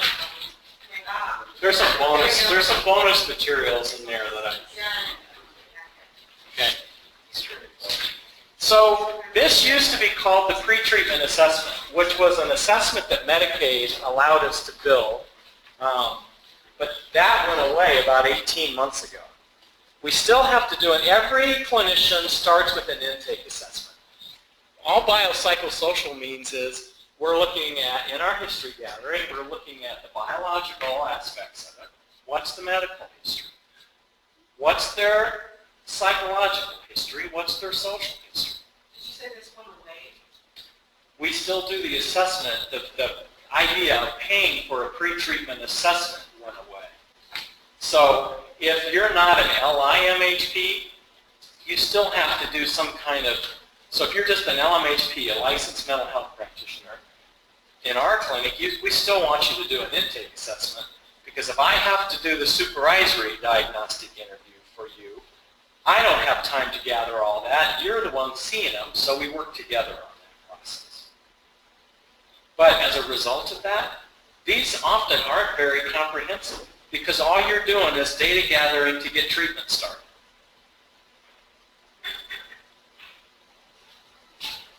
Now, there are clinicians around who want to frame it as if it's a psychological evaluation. So you just have to be aware of that. And is it scope of practice? And what perspective are they making recommendations from? They have a right to do that, but they don't have a right to make it look like they're providing you with a psychological evaluation. So we all do the biopsychosocial assessment. If you get a diagnostic interview from me,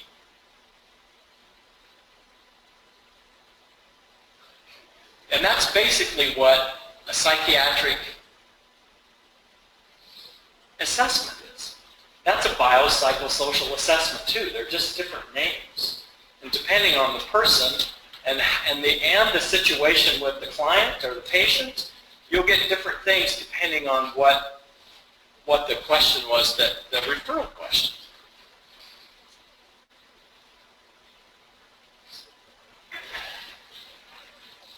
So the initial diagnostic interview is also what is known as a mental status exam.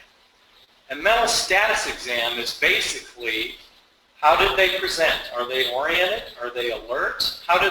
Were they clean and neat? Were they attentive? Were they responsive? How was their language processing? Were they suicidal? Did they have any homicidal ideation? That's mental status stuff. So the broader part of the initial diagnostic interview then includes some of that history. Who do they live with? Where are they living with? Is there trauma in their history? You know, you ought to be getting trauma histories pretty much all the time, because that's so important. But by definition, these are not forensic assessments. These are just clinical assessments.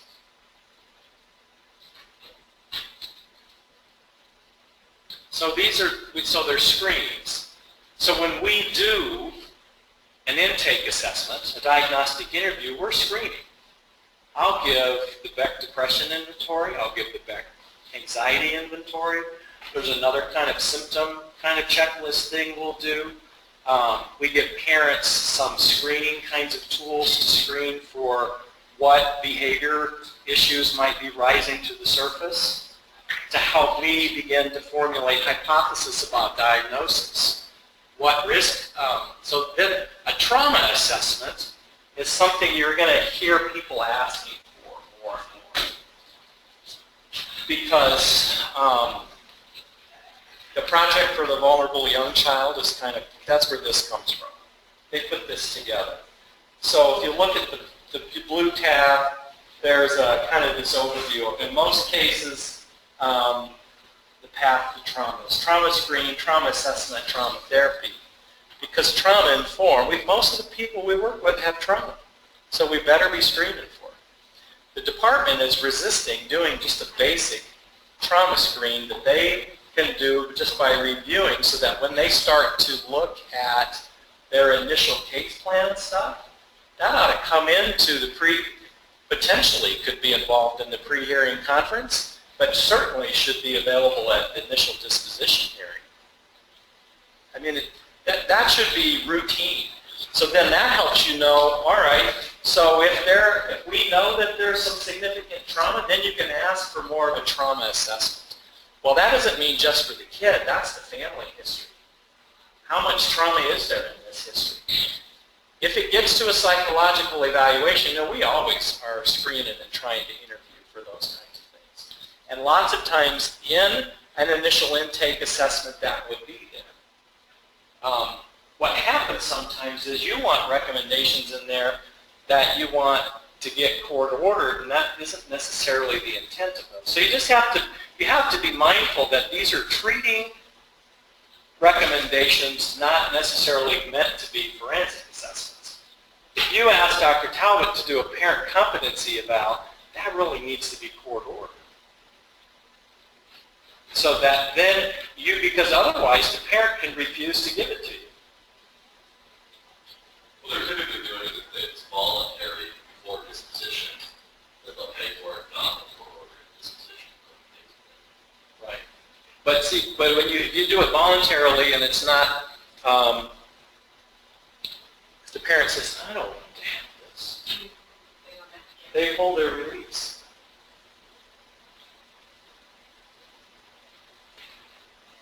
So something to think about. So see then how it's just more of a treating document rather than it's for the court and the purpose is to help make recommendations for the court to determine what needs to happen. Is your position on the 34 days subpoena that you have the court order, you guys provide a response to the subpoena? Tell me what that is. It's a records request where you're a non-party, send a request. I'm not going to give you those records. Because I still have to have a release to give you anything. If my client doesn't give me a release, I'm not giving you anything. Unless there's a court order. And that's position, because we have privilege and I have to protect privilege. If I get known as somebody who I'm going to give you whatever and I don't fight to protect that, I lose my credibility. And it's also important for treatment, because treatment isn't meant to be for the court. Treatment is meant to be for the well-being of the client. And so they don't realize, especially like in divorce cases, we get 5 sessions in and we talk about on the front end, we don't go to court in divorce cases. That's custody. That's a separate process.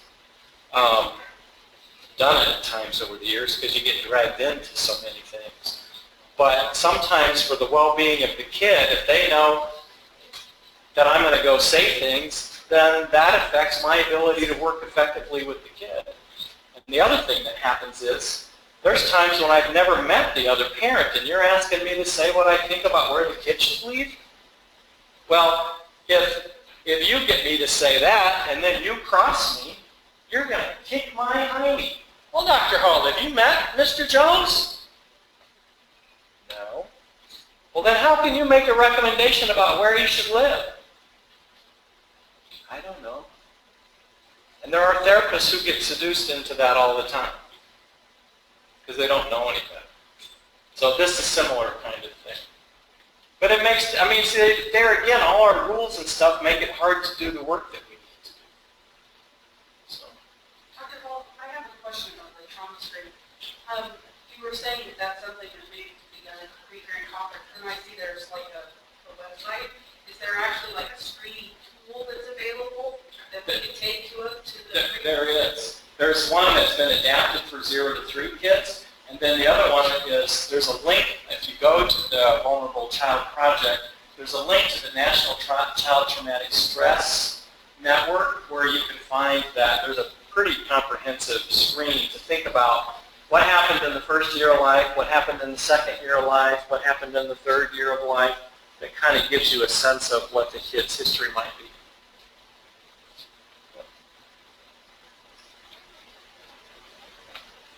You got quiet on me, David. You don't like what I was saying. No, therapists have always taken that position. My position is that 34 days subpoena acts to do with the court order based on the rules, but it's not unusual for you to get a denial from them. Yeah. That's what our risk management people recommend that we do. Yeah. I understand it's not an unusual position. I'm not going to be board across the state, but it's just easier to get court order to have you guys better lawyer project to do that. Yeah. I know. You're a pain in the butt, and I'm a pain in the butt. Sometimes I send them out though and give a denial. And I'm just going to work on civil cases, like personal injury or something like that, or divorce, send it out Yeah, and we get that. How long ago was it that we changed that? It's no longer 34 days. 64 day, that was a long split. It's an extra 7, so not making it easy. I still alternate. 3, 4 days. Yeah. I can't remember. It was 6. Yeah, me neither. Well, it's a rule 45, that reported, So so. that's too much. Here's this. Right, Okay, so a supervisory diagnostic interview, that'd be like if Mr. Peters was the master's level therapist and did an intake assessment and I supervise you for Medicaid, then in order to get paid moving forward, I have to see that person. So I do a 45-minute interview, look at what they've done, and I do my own kind of probing and digging a little bit, and then I write it up. Sometimes that's 2 pages, sometimes it's 3 pages. And that's part of the MSC or something else. That's the same thing. And then a mental status exam is kind of what a diagnostic interview gets called. But the title on the paper is going to be supervisory diagnostic interview or individual diagnostic interview for the purpose of supervision for this practitioner. Because I have to certify that they meet the medical necessity criteria to get reimbursed for Medicaid. So sometimes if I'm tuned into what's going on with the history and the trauma, I will make some recommendations to poke people. I don't always know that, but the more aware that I am of what's going on, I might make recommendations to have a parent competency eval or various kinds of things, trying to help formulate that, and then I'll make sure that the guardian ad litem's county attorneys get it, because if I just send it to the department, that often just disappears. They often have selected something or other. So I learned a while back that I use the shotgun approach. It goes to all of you. But I send it to the parent attorneys too, so that I'm not trying to be biased. Well, I wouldn't doubt that they do that just because they don't want to pay for whatever Yeah. initial recommendation that you're making. Yep. But again, it's not, those aren't forensic. So, substance abuse evals. Nebraska has a weird system because we have a powerful lobby with LDACs.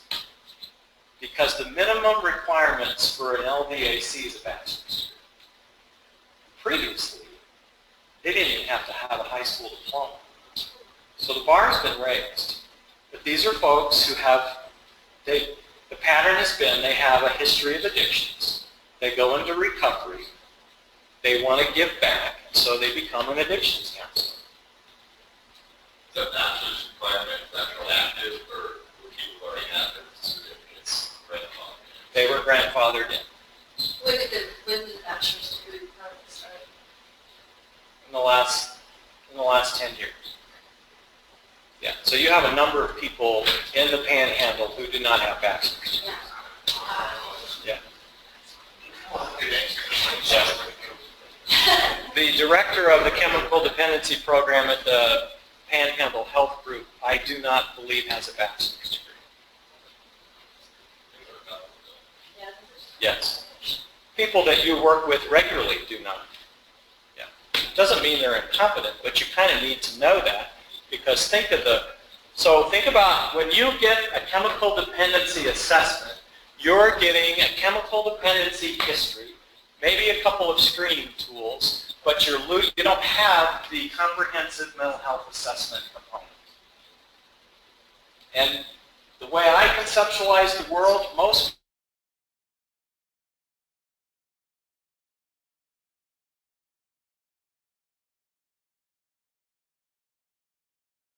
post-traumatic stress disorder and how medications misused, alcohol calms the system down. But then unfortunately it leads to a whole other set of problems because it's a depressant.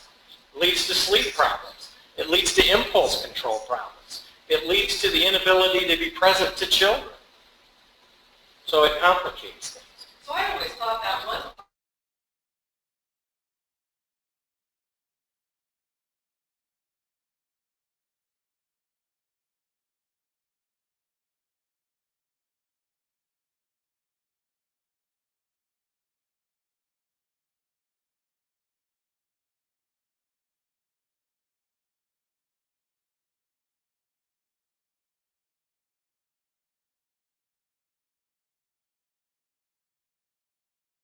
questions you ask drive the assessment. So the more information you give the clinician, the better. Especially for a psychological evaluation. Because it's like, I'll pick up a file sometimes, open it up, and there's nothing in there. And the question is, evaluate and treat. I have no idea what you want from me. You know, does the child, you know, so, because I have to justify the evaluation to Medicaid, typically. Most of them are Medicaid that I do. So I have to submit a form to say, all right, I'm trying to figure out differential diagnostic impressions. Why is the kid impulsive? Is it trauma? Is it an emerging mood disorder? Are they depressed? Is it an impulse control problem because of attention deficit hyperactivity disorder? So you can't articulate those things as clearly, but you could say, what's the impact of the child's history of trauma related to physical abuse and 3 placements in the last year on this child's ability to form relationships. You know, so you should be thinking about relationships, capacity to learn, ability to regulate emotions. You know, why are they so naughty? You know, so think, but then you put it into language that translates into impulse control. Why is this kid so impulsive? Does he have a head injury? Are we missing something?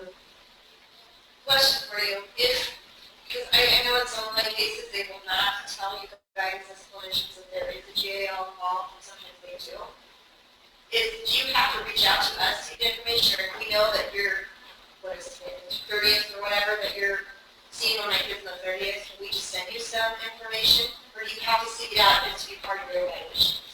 You know, from what I understand is the GAL, you can give me any information you want. Right, but I'm saying, do you, as the person doing it, do you have to ask for it first to be considered as a collateral source for your evaluation? No. Or we can offer to you and you Yes. can take it? Yes. Yep. Sometimes we want to get a release for you guys because they get a little twisted with us sometimes, but we shouldn't have to do that, right? I don't need a release to get it to talk to you guys. You're like, that's what it is. That's actually, Yeah. And the court orders, Right. say you can access. Yeah, absolutely. I've had some providers make me give them court order, but I'm fine. Well, and that's appropriate because we just need to have that on the file, Right. that you are the, I think we usually have a pretty good working relationship with the providers, so that when we tell you we're on, usually know the question. I don't worry about it. You know. What are you going to do, come put me in jail? So, you know, they used, I mean, that's a tricky thing. I can't stand working with probation, so I'm not even a registered provider. But I don't do much adolescent work anyway. Some of those creep into my work and then they end up on probation and I get paid anyway. So, but they're a real pain right now. I haven't been begging for work, so I'm not too worried about it.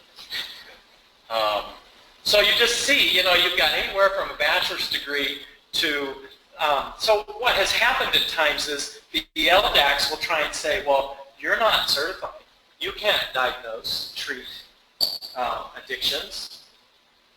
I'm a licensed psychologist. I can diagnose a substance abuse problem. I might refer to a specialist in that area to make sure they get good treatment, but a psychologist can diagnose those problems. They created a stupid proprietary model, and it's all about money. So that's my bias for it. Okay. So again, the question determines the focus of psychological evaluation. So try and think about why do I want the evaluation, and try and articulate that a little bit. So when you get that and you're looking for that specific referral question, I'm guessing a lot of times that referral question comes from HHS. Sometimes the workers aren't terribly on top of those things. So if that frames your entire evaluation, and for instance the GALs aren't in good contact or we don't know you're involved, I just would worry how much that might skew whatever evaluation you're doing. It might not even answer the question that's really out there. Well, if I don't know what the question is, I won't do the assessment. Well, If I got nothing to go on, I'll I'll say, we'll reschedule because I don't know what you want from me. I've done that. Or I will interview who comes the first time and try and gather some more data. Or I'll have to track somebody down and have a conversation with them. But our office staff are pretty good about triaging when we get those calls. Sometimes they just fax something over and there's no phone call. Well, what's the best way for us to get that information to you? Just mail it or fax it over. Yep, and that'd be true for all of us that do evaluations. Dr. He doesn't do a lot of them anymore, but yeah, he got smart a long time. What's your wait time for evaluation? Mine? I think I'm scheduling into October. And I'm doing 2 or 3 a week right now. Yeah.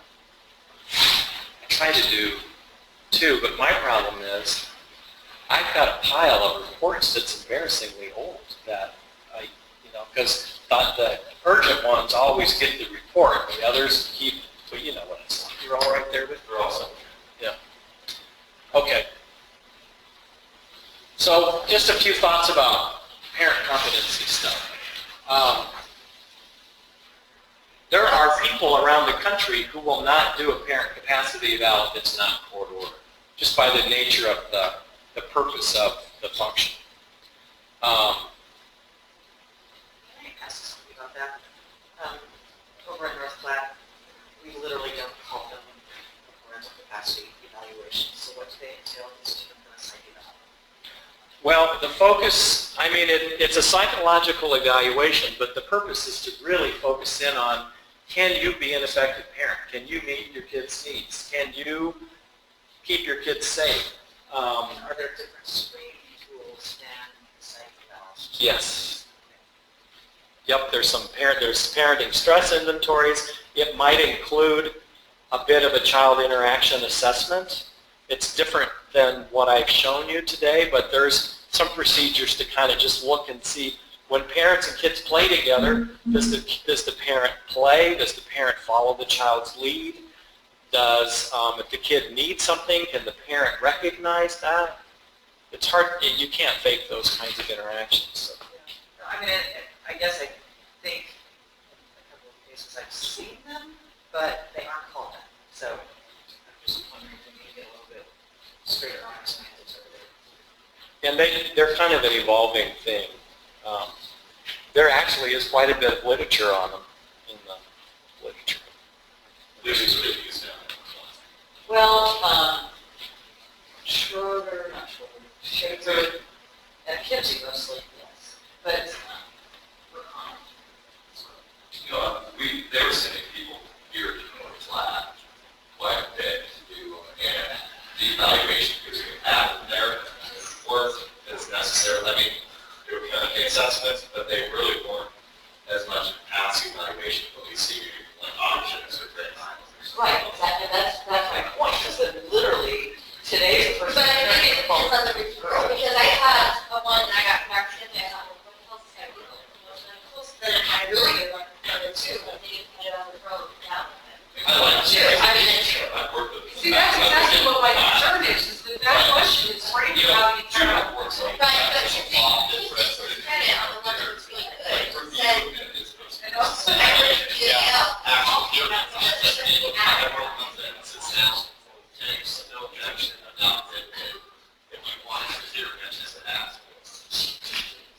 Yeah, I think that's a pretty standard problem across the state is there aren't very many people that do them. And then I think people who don't necessarily do them will do them, but they haven't. that was my thing. I normally represent children. I have a local parent. That was the deal. I think they ended up doing what would now be perceived as parental capacity evaluation, but I'm not sure that they would have used proper screening devices. So that's Right. Yeah, because I've seen them over the years where it was just a psychological evaluation and then there was a comment in the formulation about parenting. Right. it wasn't really thinking about what am I doing to conceptualize all those things we're kind of talking about. I think I've got one that sort of says, this person will have to ask your parent at the end of the cycle. Exactly. That's what I see. Without justification. Yes. See, and then that makes me wonder, why would we ever even request psyche evals anymore? Because the whole idea in juvenile court is to determine whether or not those people can parent. Right. And the psyche eval is going to tell you what's going on with them, but it's not going to apply that information and say whether they're capable. So why even Are they part of all parenting assessments? It should be a psychological evaluation, you can take all capacity. well, sure, if that's Well, by definition, it is a psychological evaluation, and then so it becomes, so the question is actually parent capacity. But to make it clear, then you'll get that added heading in the title. It's still just a psychological evaluation, but the question drives the tools and the way you approach it and what the end result is. And the way I would approach that might be a little bit different than the way Dr. Talbot would approach it, or Dr. Kimsey, or Meidlinger in Grand Island, who I understand is retiring, and people are cringing about that. Yeah. So what that says to me is, who cares what we call it, as long as we properly frame the questions. That's right. That's all that matters. That's right. That's right. Which is really scary, seeing as how it's usually But- others that are framed. But what you'll find is,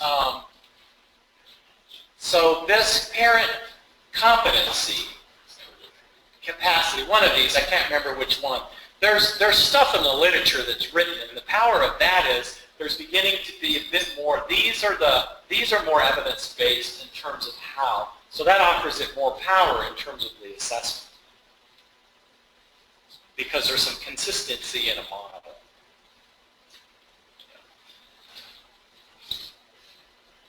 Instead of just winging it. You know, so if a person's approaching it from a perspective of they can explain why they're doing what they're doing rather than getting to the end and say, well, they seem competent to me. Why did they seem competent to you? Or why didn't they? You know, well, their history of depression and anxiety is so significant that it interferes with their ability to see their children's needs on a consistent basis, to the point that they can't even function at a good enough level.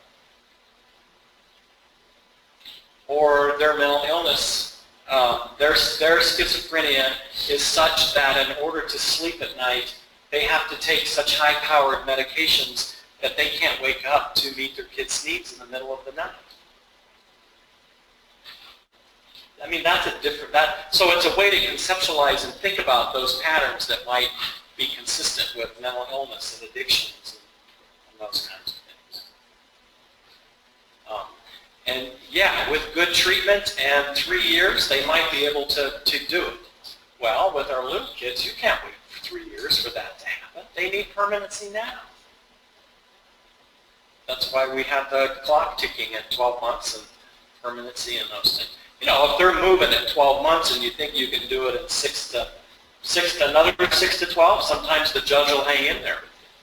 But if there's a pattern that, well, there's a little bit now and then there's nothing and then there's that surge of activity right at the end, is that enough? Or is that just a pattern that, you know, okay, well, I got to do something right now? Okay. So this is tricky. I can't be the treating therapist and make some recommendations. Sometimes I can go and say, okay, well, I can speak to that, but I'm speaking as the treating clinician. I didn't evaluate to do custody, or I didn't evaluate. And I'll be hard-pressed to say, yeah, I think we should terminate rights. But there's times when I'll go out on a limb and do that, or I'll try and say it in ways that you know what I'm saying, but I'm not really going to say it, because that's really the judge's job. You know, I might say something like, let's see if I can think of a specific one. Well, what I've seen in sessions consistently, and I will tell the parents this too, I don't see them able to respond to their children's needs on a consistent basis. And even with coaching and reminders and lots of supports, I don't see that. And when I read the visitation notes and stuff, that seems to be happening in those situations too. They don't seem to be able to do that. I mean, you can extrapolate from those things. I think the last termination one I got in on, I did a parent-child interaction assessment, and with the separation, when the mom went out of the room, because their play wasn't too bad together, but when the mom went out of the room, the child's response was frozen trauma response, and she crawled up in the chair and she melted and sat and looked at the door. And when the mom opened the door, the little girl froze, but her arm came up in a protective gesture as if she was going to get slapped. Oh my God. When I first watched that, I thought, what is up with that? That is weird. And I watched it and I watched it, and all of a sudden, I went, oh my God. That's a protective stance to protect her face. And that's procedural memory. You know, it's like the expectation of I'm crying, I'm upset, and how do I get my needs met? It's dismissive and shut up and be quiet, and I'm going to get whacked. You can't fake that stuff. And so I kind of was a little more, I said, no, I don't think so. I don't do that in specific very often. So, lots of data.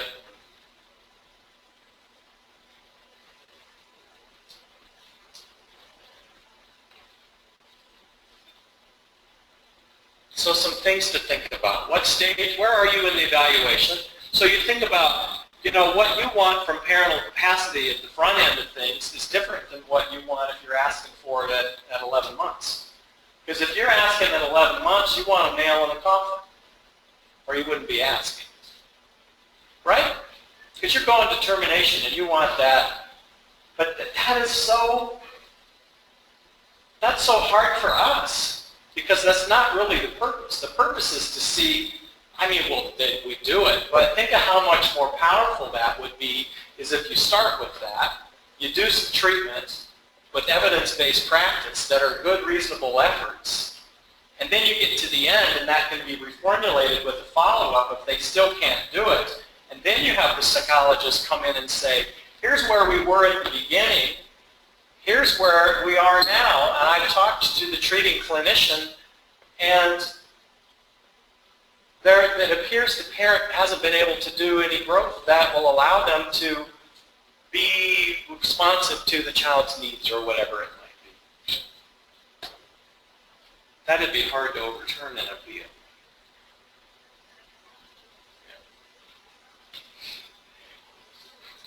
Who has questions? What are the questions? Different parties. You know, sometimes you get in and do the assessment and then somebody says, well, that isn't what I wanted to know. Like, again, it's that same thing about who's Zoom and who kind of thing. These are just all the different kinds of evaluations that might be done. Medical evaluations, child family, child mental health assessments, or abuse assessments. Once in a while, I haven't had one for years, but they'd say, the kid won't talk, we know something's happened. Can you do some evaluative process to see if you might be able to sort something out? There's some things we can do, but it's not always helpful either. But the kids are tight-lipped until they're not. So,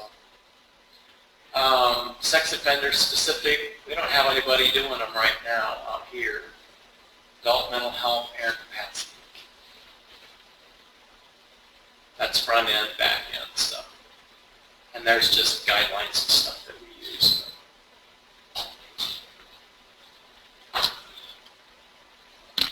Well, what kinds of questions do you have about this stuff?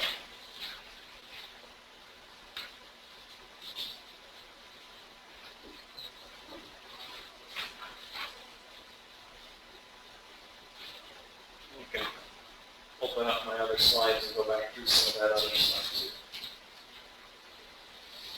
Like to make sure there's... Yes? We just had our first trauma assessment report come in with the psychologist testifying. And You said earlier that they're going to start requesting these more often, they're going to see these more often. Right now, what do you perceive as the weaknesses in trauma assessments? They seem like they're a lot of self-report, and then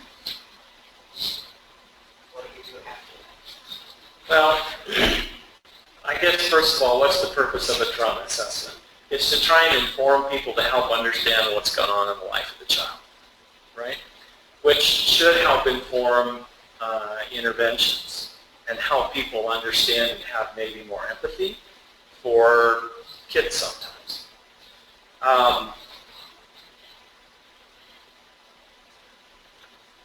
I have mixed feelings about pushing them so much because, but part of the problem is therapists aren't, when they do their initial assessments, they're not gathering enough of that information.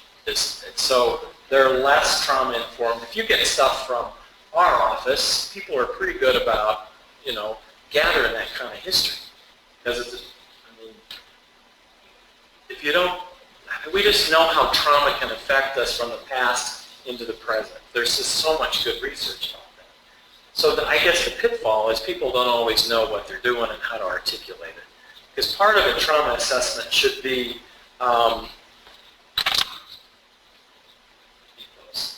kinds of things are in.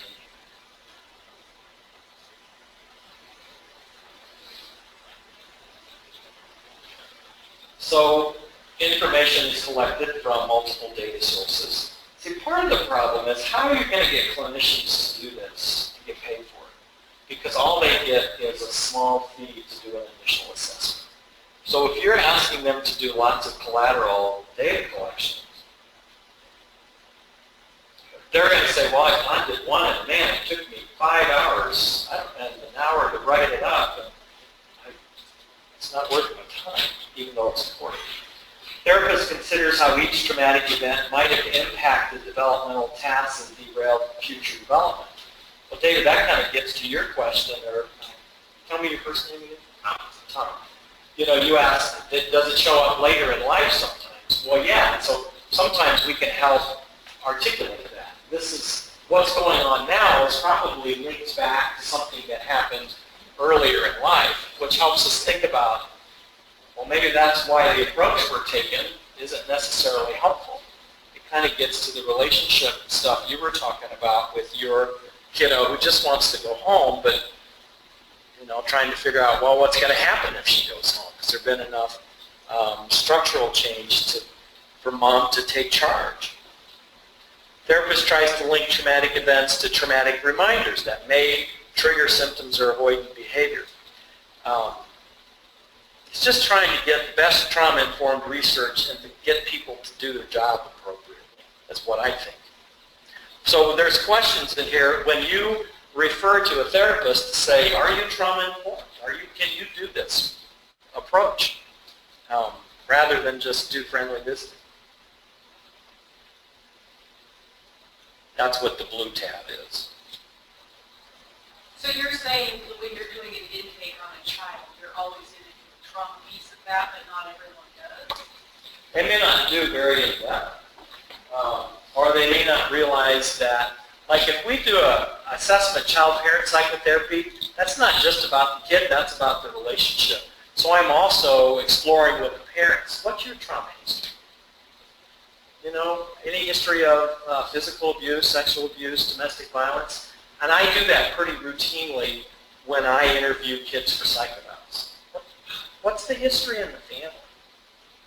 Any deaths? And trying to think about what are things in the history that might be impacting the present.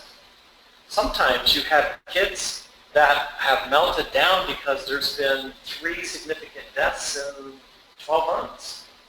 And then the dog died. That slept with them all the time. That may be more significant than grandma died. And so they're not sleeping, they're having nightmares. But the parents, we haven't been trained to be mindful of those things. We don't realize how those kinds of events can be affecting behavior in the moment. That they're crying all the time. But so you have to help them understand the meaning. What's the story of the behavior? But individually, we don't understand that sometimes.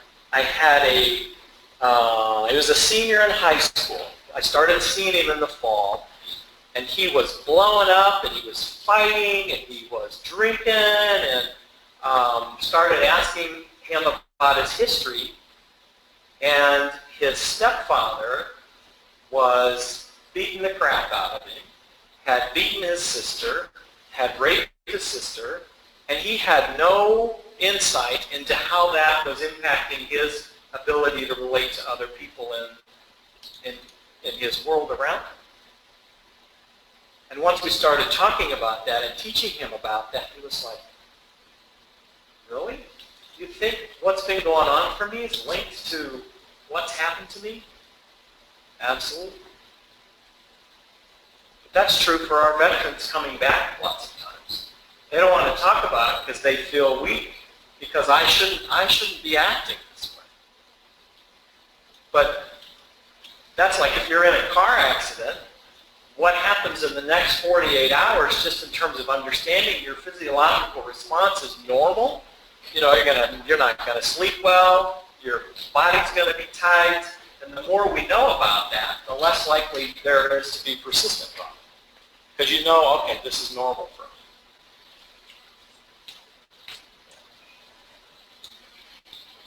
I don't know that I answered your question. Yeah, no, again, it was a new thing. It was going to class, and we were trying to rush through it, theory, not that I was, but, and I felt like every question I was going to ask this particular therapist who completed the trauma assessment was actually only going to raise other questions. So I was not willing to go there because I knew that there were factual accuracies that the child had been through, and certainly been through trauma. What I struggled with was the therapist making sense of her findings and how it was supposed to work their direct case. Right. And one thing to keep in mind is to think about, is there enough there that we actually then need to do a psych eval to help with diagnostic clarity? Or do you feel like you've gotten enough from what the therapist was able to put together? Some therapists are a lot more sophisticated that way than others in terms of conceptualization. But sometimes you need more hard data. You need the behavior checklist, and you maybe need the intellectual assessment, and you need a little bit of personality assessment to help tease out some of those other pieces. So it's a way to because we don't have capacity to have every kid go have a psychological evaluation. We don't have enough people to do the work we need to do now. So it's a way to get more information without maybe having a psych eval on every child. But then should also help drive, okay, we still don't have enough answers, let's refer for a psychological evaluation.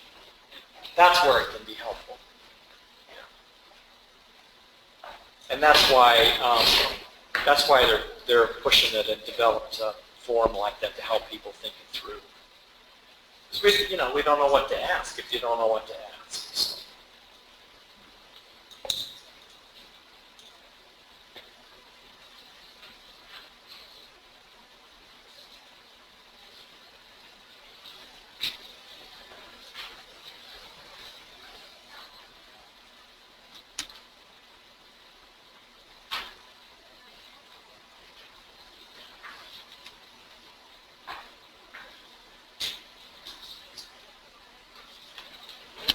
So we can run through these real quick. Contributing factors to poor parenting: physical health, situational chronic stress, evaluation stress, ambivalence and uncertainty, lack of parenting knowledge and skills, and then mental disorders or disability. This would be 3 types of competencies: the capacity to care. What's their capacity to nurture? How well can they protect their kids? You think about domestic violence situations sometimes, or how, there's one active right now that's like, the boyfriends was, it's like, where the heck is mom? And then how much can they change? And that's where intellectual functioning can help. And then can they relate to treatment? Can they provide adequate stimulation? Can they respond to the child's physical and emotional needs? Can they set limits? No, you can't do that. Can they do that without being mean, and can they stay regulated? Bigger, stronger, wiser, kind. Can the parent set appropriate limits? Are there specific risk factors in their mental capacity, mental illness, substance abuse, domestic violence? So the more of those things there are, the more risk you would have. Are they aware of emotional factors in a child's return? That's like kids coming back home from foster care. Can the parent support the child in negotiating complex factors involved in reunification, including stability, bonding, attachment to foster parent, social needs, academic needs? Can the parent get in a place where they're grateful that their children have had a safe place to be while they're getting their stuff together? When we see that, it goes better. When they're blaming and fighting and trying to make it miserable for the foster parents, those situations don't go very well. There's our mental health psychiatric diagnosis. What's the prognosis for the diagnosis? So those are all things you should see articulated in a parenting, a psych eval with the focus of parenting confidence. You would hope to see at least some of those things conceptually. How long might treatment take? Severity levels, can it be remediated? Different kinds of treatment, current levels of functioning. That's what a diagnosis can help with. These are just all things you might see in a report.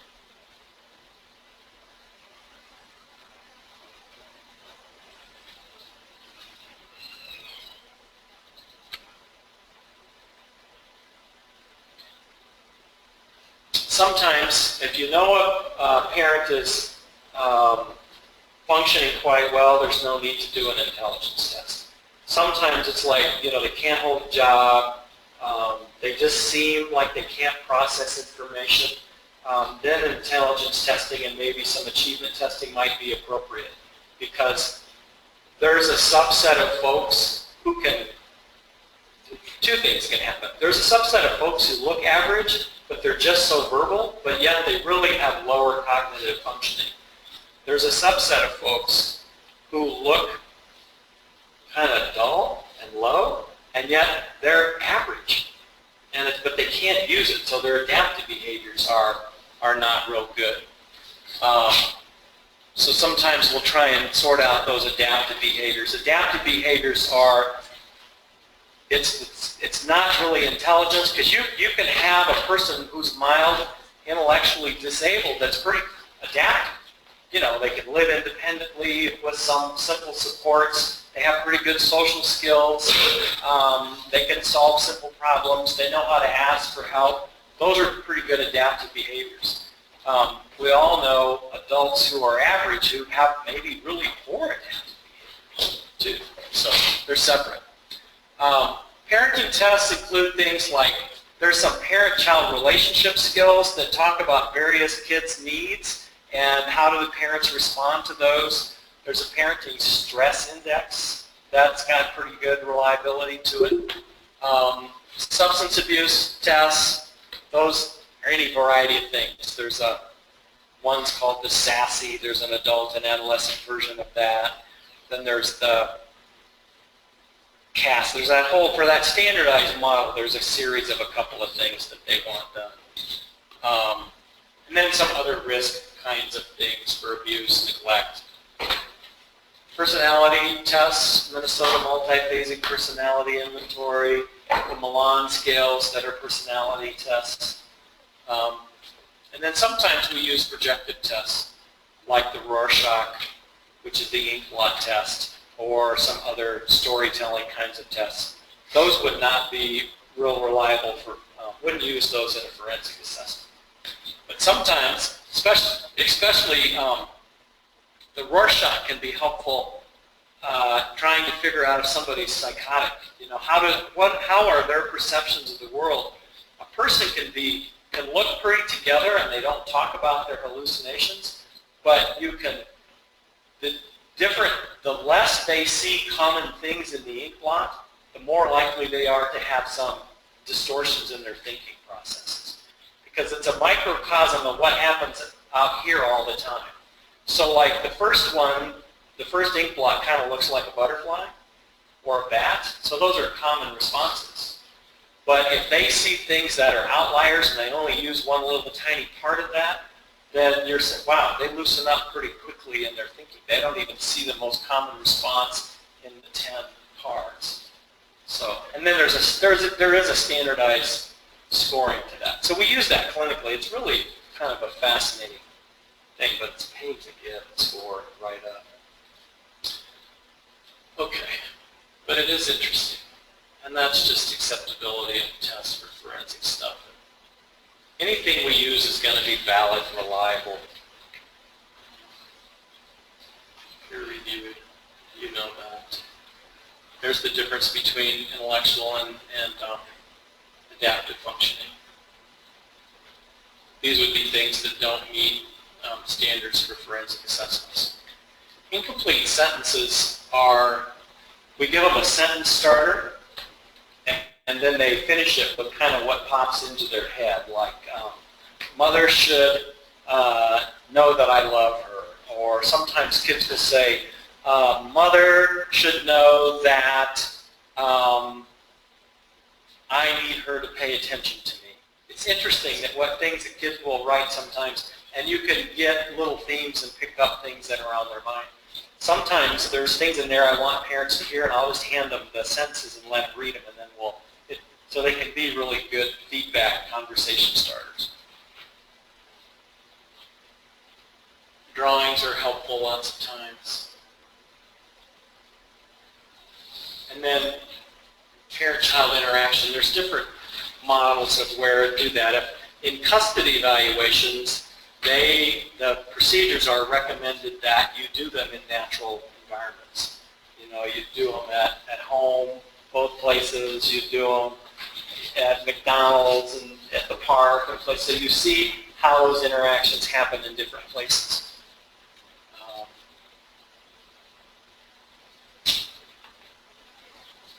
All the different people and stuff. Okay.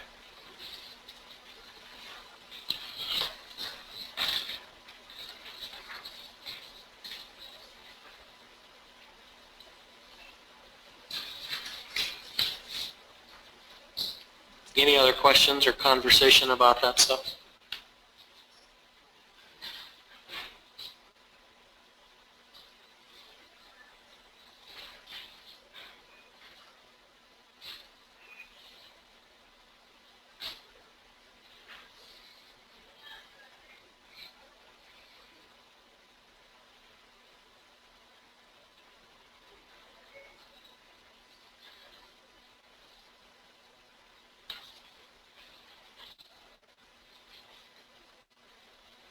I'll show you a video.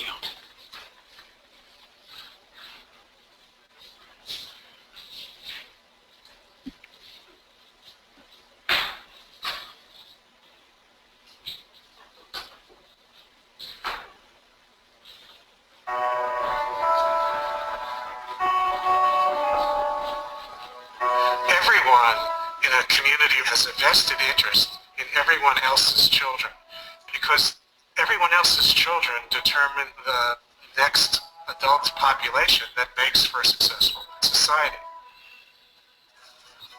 Built into our biology is the need to have responsive interactions with adults. Neglect for children is when they don't get what the brain is expecting to get, what the child is expecting to get, what we are biologically prepared and waiting for, which is input from those around us.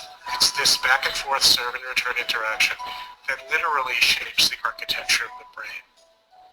Serve and return begins when a child looks at something or observes something, makes an utterance, and that represents the serve. The return is when the parent notices the child doing these things and responds to the child.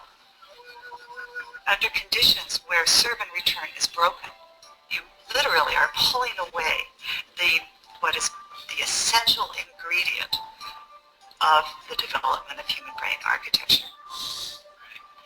It was a really compelling series of experiments where they started by videotaping the mother and the baby engaging in cooing and smiling.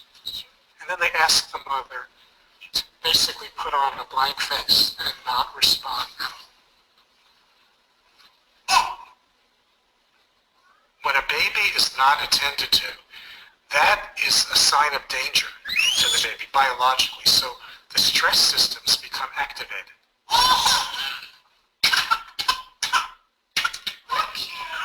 In a brain that is constantly bathed in stress hormones, not that's up and down, that comes with normal development.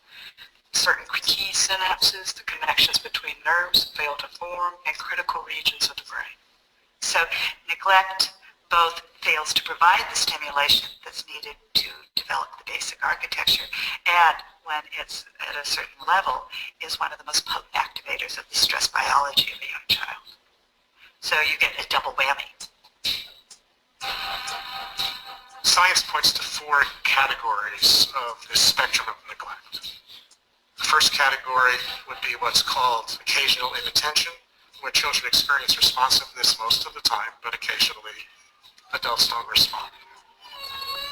There's no harm in that, and in fact, there's probably some benefit. A child can learn to self-soothe and explore the environment, and all of those opportunities build brain architecture. The second category, scientists would call chronic understimulation, is where on a regular basis, children have less interaction with the adults around them than is needed for healthy development. Those children typically, when provided with enriched learning opportunities and more typical levels of serve and return, will show catch-up. The third category is what science would call severe neglect in a family where not only are there prolonged periods of inattention and lack of responsiveness, but often also associated with not being fed enough, not being bathed enough, not having basic needs met. Neglect is a huge problem in the U.S. Children are much more likely to be neglected than they are to experience any other kind of maltreatment. We see the child really being at risk for much more substantial kinds of deficits down the road that don't necessarily get easily fixed or ameliorated. This is where we really need to think about more complicated and often more intensive strategies to help undo those effects. The fourth category, called severe neglect, generally found in institutional settings, is the result of children living in kind of warehoused type situation in orphanages. And it doesn't have to even be as extreme as orphanages. It can be experiences that are regretfully occurring in many, many parts of our country. Often institutional care in this country is under the euphemistic name of transitional care or temporary care or assessment facilities. If you think about what institutional or residential care would look like for an infant, where there's somebody new coming onto the shift every 8 hours, it really alters the development of the child's brain architecture and other aspects of the child's development. We have the potential to change children's developmental trajectories. Interventions can apply to parents, to foster parents or adoptive parents, child care settings, Head Start settings, and other kinds of settings. And really, what they're about is attuning people to the serve and return process. Neglecting young children is neglecting the foundations of a healthy next generation. The community pays a huge price later in terms of the problems of the next generation, whether it be educational achievement, economic productivity, good citizenship, the ability to parent the next generation. All of the things that have to do with a healthy, prosperous society.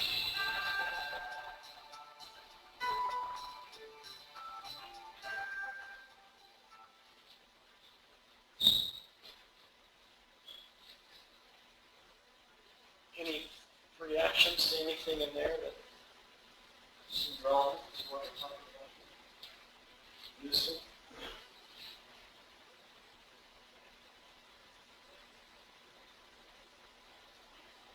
Think about that scheme of incidental, occasional inattention to institutional neglect. That continues. And if by the time you got to disposition, you could have some sense of what degree of issues were going on for a child, would that help you make recommendations about what should happen next?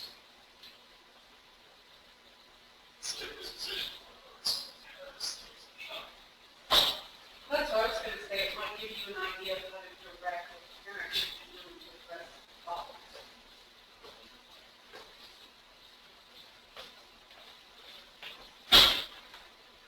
Yeah, that's sort of how the law particularly adjudication and children in this position parents. Say that again, Dick. Sorry, I got distracted. Children versus disposition are parents. So, that's the that. Can you kind of limit things sometimes? Be more focused on what the parents' needs are, look at that. Right. Oh, okay, yeah. Well, and that makes perfect sense to me, but I think even if you think about that conceptualization, the more you get to that bottom level of chronic, that would suggest that the needs for the parents are more significant, which would maybe suggest more need to get them some more intensive treatment. Or just be able to adopt Mm-hmm. It's just Right. Well, education piece. if you combine that with the parenting capacity assessment at that same time, then you're going to know that parent is going to be able to react appropriately to whatever intervention you propose, Right. or whether or not they're going to And keep your current. And I think it gives you a basis from which you argue that too. It's like, the science shows us that the more persistent pattern there is of neglect, abuse, chronic stress, the harder that is on the kids, but it's also harder to help the parents recover. So we need to move quickly to make sure that we're doing things as soon as we can. We can't afford to go slow. So, and just in terms of prioritizing services, I think if you have things where you can conceptualize from science, that's helpful. That video is available on the Harvard Center for the Developing Child. There's a ton of, I think I actually pulled it up to show you. Before I forget, there's a question here, are there any guidelines for how long a psych eval is considered valid? And does age level matter, juvenile versus adult? A psych eval should be good for 6 months or so. And sometimes, technically I can't get paid for one for a year.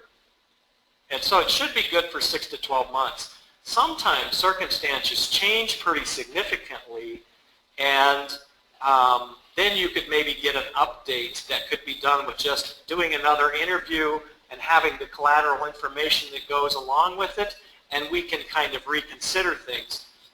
Because sometimes we might say,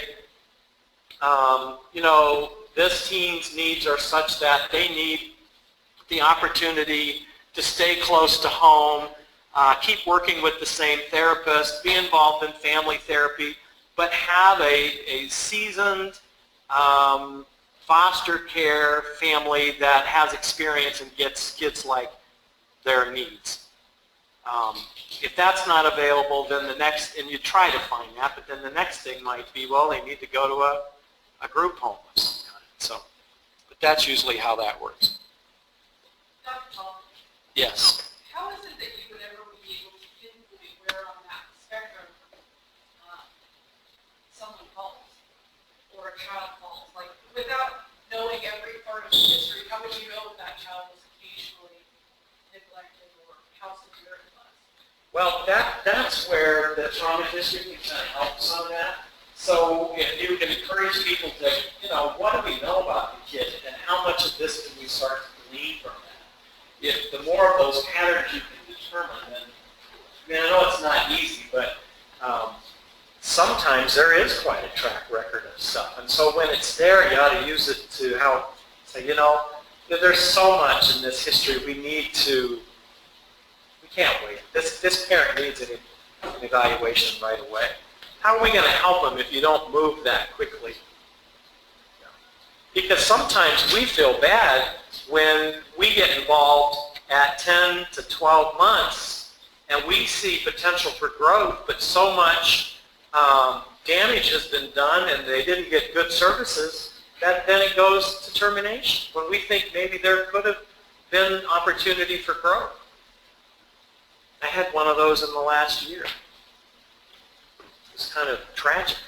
Well, what did you do about that? I mean, did you make it clear to the court that you felt there was the opportunity for growth? I wasn't allowed to go to court because I got involved so late. Yeah, it was. Always feel free to call it GAL. I did, but it was too late because I wasn't on the witness list. But I mean, it was what it was. She had kind of slit her own throat because it was too late, too little. But it was an example of if we could have done more on the front end of that, perhaps we could have made a little bit of a difference for her too. Well, that's the point I want to make. And that's, I mean, I appreciate Dr. Melvin is that it's the biggest problem continues to be the Department of Health and Human Services. Constantly, we're talking about workers, a 4 or 5 month training period where they can't take cases. You know, I mean, there's 2 ongoing workers and 2 permanent workers, 2, 4, or 5. And so services aren't getting lined up in a timely fashion. And, you know, it's very live, we work with the same case workers over and over again. So it's really hard to complain to a court or to administration about these case workers because they ruins our working relationship. There is one. So I don't know what, I mean, I guess it's a question. Well, the other room is running along with me, but I mean, there's just... It's hard. It's thankless work. There's way too much turnover. They don't have adequate support. It's just hard work. And some of them I don't trust. And I was just going to say, if there's a 4-month waiting period, you can't hear for that evaluation. No offense to you guys, I know how busy you are, that just makes it that much harder. I know. I'll ask the Senate the pre-med conference and we'll get to adjudication and let some parents say, oh, I need to get a hold of that and get it set up. You know what I do? Is I randomly call the office hoping for cancellations. Right. Well, and you can ask to have them put on a callback list. Yeah. So then maybe you're going to people that aren't most reliable or don't have the same cell phone number. Right. It's rough. Right. Or then they don't, they don't go to the assessment. It's hard. It's hard stuff.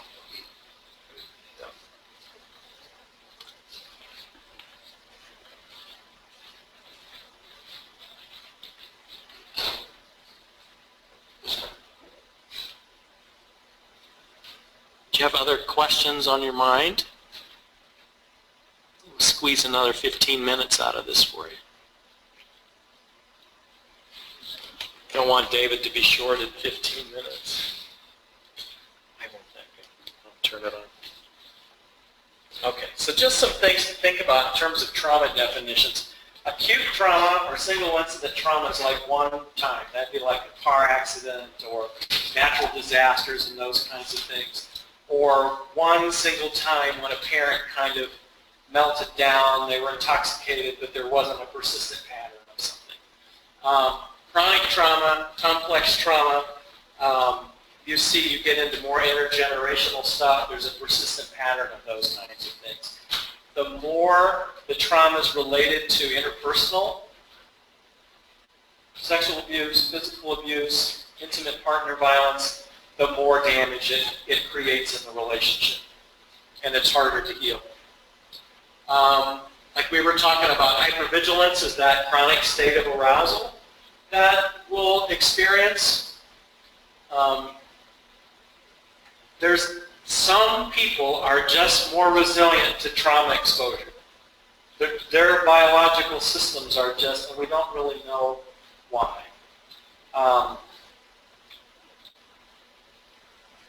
Especially in persistent complex trauma. kids, two kids in the same family, why does one come out of that doing better than another one? We don't really know why about that. Why do some people develop PTSD and others don't? Sometimes that can be because the more trauma-like kinds of things there is in a person's history, the more vulnerable they are to develop PTSD with another single incident kind of thing happening. So how many of you are familiar with the ACEs study, Adverse Childhood Experiences study? Have you heard about this? I wonder if I have some of those slides. I think I do.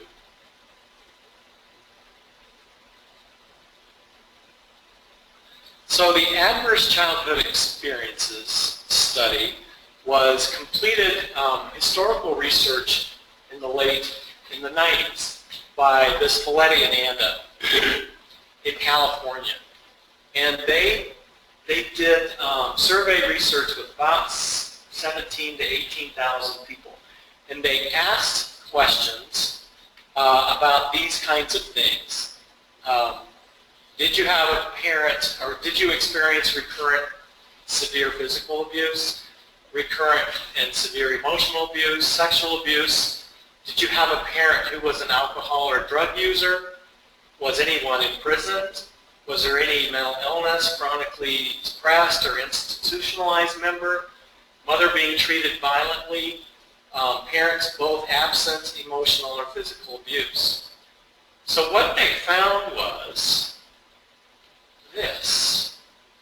11% of that sample reported emotional abuse, 30% physical abuse, 20% sexual abuse, 24% exposed to alcohol abuse, 19% mental illness, 13% witnessed intimate partner violence, and another 5% reported family drug abuse.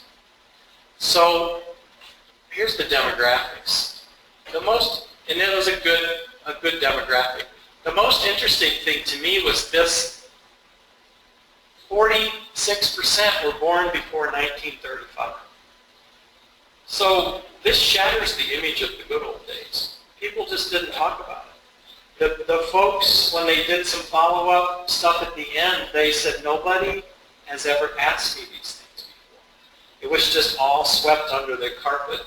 I mean, there's so much denial around and shame around abuse, and yet the consequences of it are significant in that adverse childhood experiences have the tipping point seems to be about 4. When you have 4 or more of those, these are the consequences. You have impaired social, emotional, cognitive impairment. You have adoption of high-risk health behaviors like smoking, more drinking, adopting poor eating habits. There's a high incident rate of morbidity of obesity in folks with 4 or more adverse childhood experiences. And so increased disease, disability, and social problems and early death.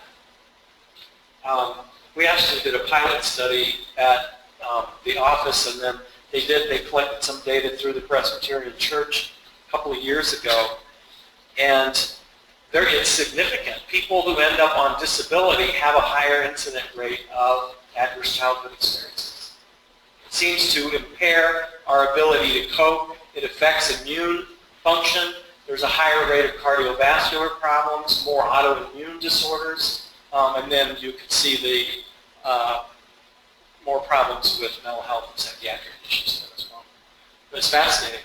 So this would be a typical classroom in the state of Nebraska. This is out of 30, so 2, 4, 6, 8, 10, 12, 14 have none. 2, 4, 6, 8, 10 have 1 to 2. And these would be 3 to 4. And then greater 2 out of that 30 have more than 5, which is significant.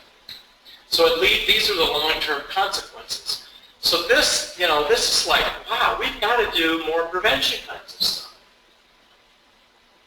That's one of the reasons I have been so excited about Circle of Security, because Panhandle Partnership funds one pool of money, and it's prevention money.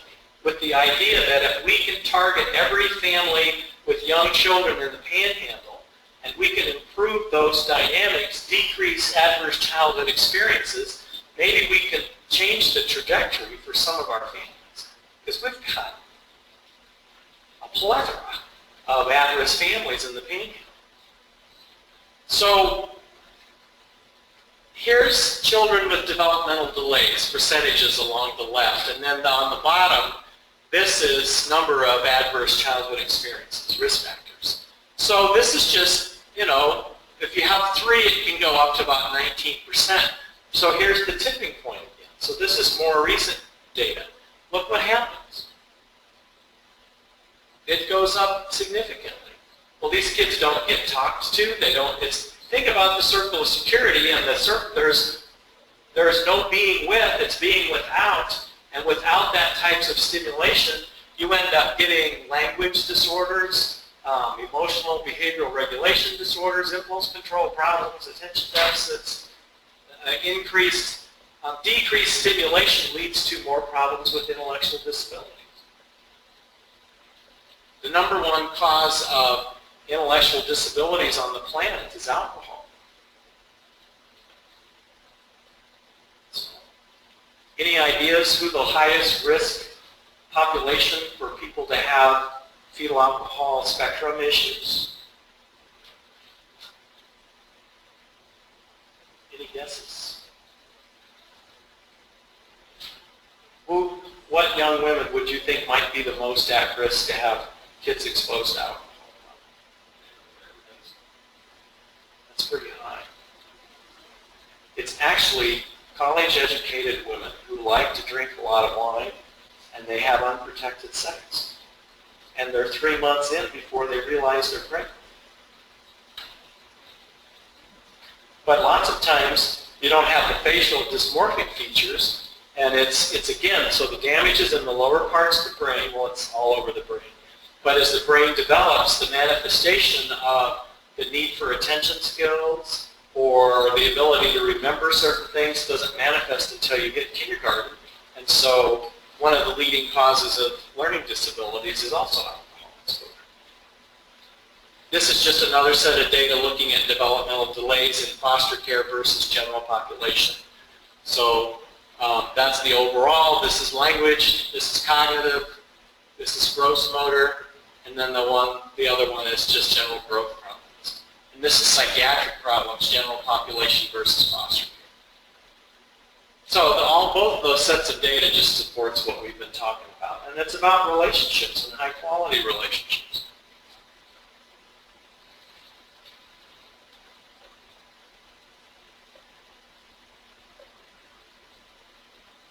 Adverse childhood experiences are the most basic cause of health risk behaviors, morbidity, disability, mortality, and healthcare costs.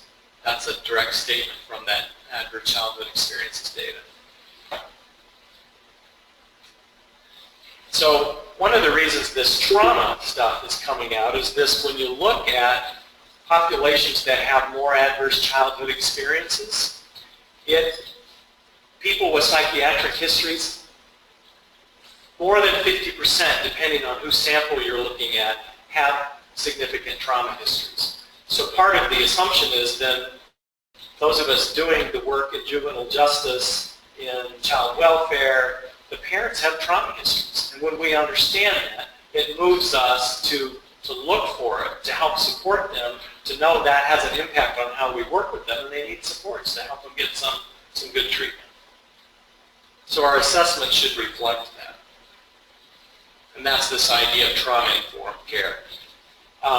If you go to the National Child Traumatic Stress Network, there is a template in there to kind of do an assessment and reflect on: are we a trauma-informed court? You know, do we appreciate how people behave might be impacted by their trauma histories? And then these, you know, in terms of safety, trustworthiness. Do we give choices when we can? Are we collaborative, and are we empowering? So the shift with that knowledge is, instead of what's the matter with you, it's like it becomes more what happened to you. which is really a pretty significant transformative question. It's like, what happened that you are the way you are? And am I curious in my own life? Why am I the way I am?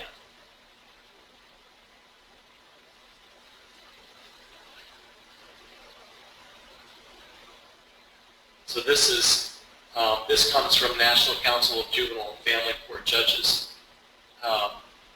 Sean works with them. But here's the adverse childhood experiences stuff. And you think about trauma-informed intervention.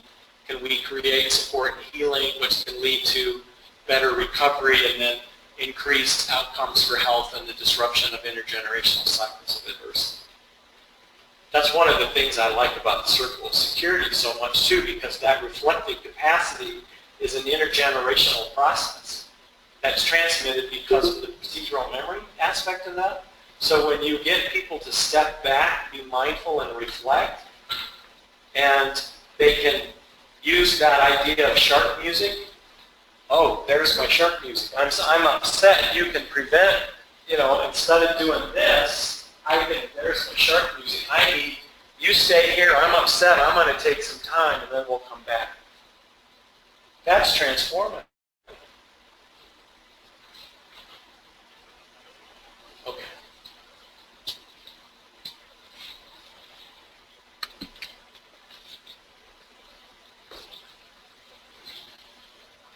We have 9 minutes. David?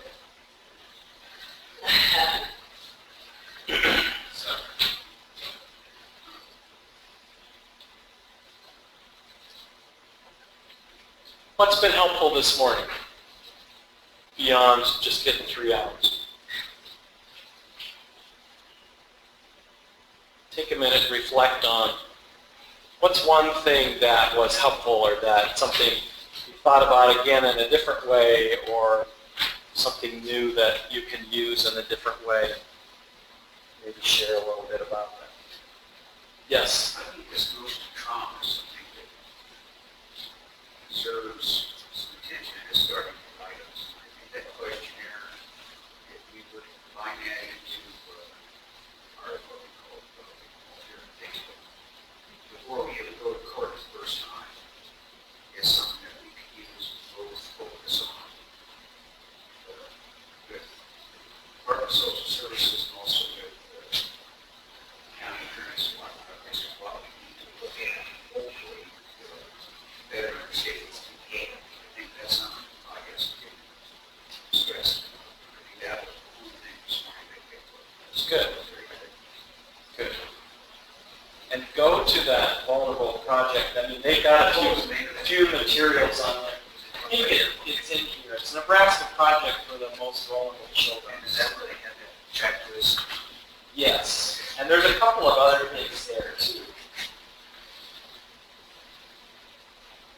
And Jenny Cole-Mossman is a clinician, and Kelly Hoffman is an attorney.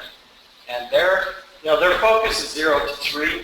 But if you have technical questions about things like that, they're there. They've got a SAMHSA grant, substance abuse. I mean, they got a bunch of money to help provide technical support stuff for those kinds of questions. I know that website. I saw it in here.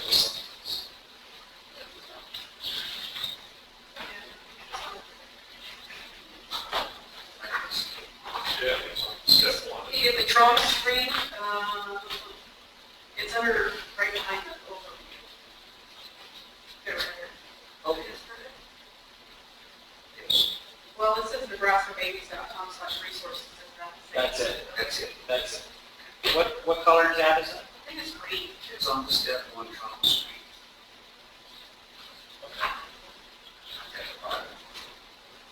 And then I believe once you get there, there's a link to that National Child Traumatic Stress Network. That's another screen. That is just a tremendous resource page. It has different models of intervention. It has program models that are in place around the country. And it has all kinds of, but there is a court tab there with resources for court stuff. Are you familiar with the National Council of Juvenile and Family Court Judges? So there's a ton of resources there too that aren't, I mean, it supports judges, but it supports guardians, life parents, attorneys, all those different pieces too. I would suggest you maybe check out their website too. Lots of really great resources. At what age you're very likely to find these children trying to do something about conflict with their stress? At what age is it effective? What age? Or is there some kind of cutoff that is considered more reliable? In terms of trying to get them some help, Trying to talk about it, trying to find out what's going on and how reliable that information is that they give us. it's always appropriate to try. Little kids, it's harder because they don't talk about things much. Or some of the things that happen may have been pre-verbal, so they don't even have the language yet to articulate it. But you'll see it in their play or the way they interact with other people. I think sometimes as you get to know them, you could say things like, you know, I don't know what it's like for you, but I worked with a lot of kids over the years, and I've learned that children in your situation often have had a lot of bad things. And I can't change it, but when you're ready, I'd sure like to know some of what happened. It's a little tough with the 3-year-old. Right, with the 3-year-old, you watch and you watch their behavior and see how they At what age is it that you imagine something like that? So some 4-year-olds are enough verbal that you could get on the floor with them and say, you know, I know because you're not with your mom and dad, and I know some bad things that happen. And my job is to be sure that the judge knows everything. And I want to make sure that you stay safe. And you go slow, so you kind of take, because sometimes they're glazing over because they can only take small chunks. But you could find a way to say, and so anything you want to tell me would be okay. Because sometimes they might tell you. Or what we say in the therapy office is we'll say, when we start focused treatment, we'll say things like, one of the reasons I've learned from the things we've been doing with you and your mom is that I know you've seen some scary things, some really scary things happen. And I know it's hard to talk about it, but in here we're going to play together. You may be able to show me what happened. When you're ready, you might be able to talk about it. So, simple things. You could reinforce, if there's a therapist involved, you could say, I know you're working with Dr. Mark, and when you're ready, you can tell him anything you want. And we work together as a team. And he'll let me know, so I can tell the judge. A lot of times I'll try to do something more like that because I always feel pretty bad making kids repeat the terrible things that happen multiple times. Right. Especially little kids. Yeah. But depending on the kid, sometimes they'll tell you guys stuff they won't tell me too. Well, a lot of times we're in home, like a foster home or somewhere where the kid feels safe. Right. And not that they don't feel safe in your office, but sometimes I think that helps us to get some things out of them. Well, and sometimes you've gotten involved earlier than we have too. So there's some moments when they've connected with you in different ways. So, yeah. What else might have been helpful this morning? I can't believe how much of what you guys do is based on the referral question from HHS. That blows my mind. I just had no idea, and it was frightening to me. But that's not something I get to see before it goes to you. And then the evaluation may not even focus on what I think is important, because I had nothing to do with shaping that question. Right. I think you should communicate lots and where you guys can see recommendations or another circles here. Would there be And it seems to me that if they're sending out a referral, and I don't know how long it is, what you guys receive from HHS, CCS, Yeah, It's a one pager, so we know what it is. right.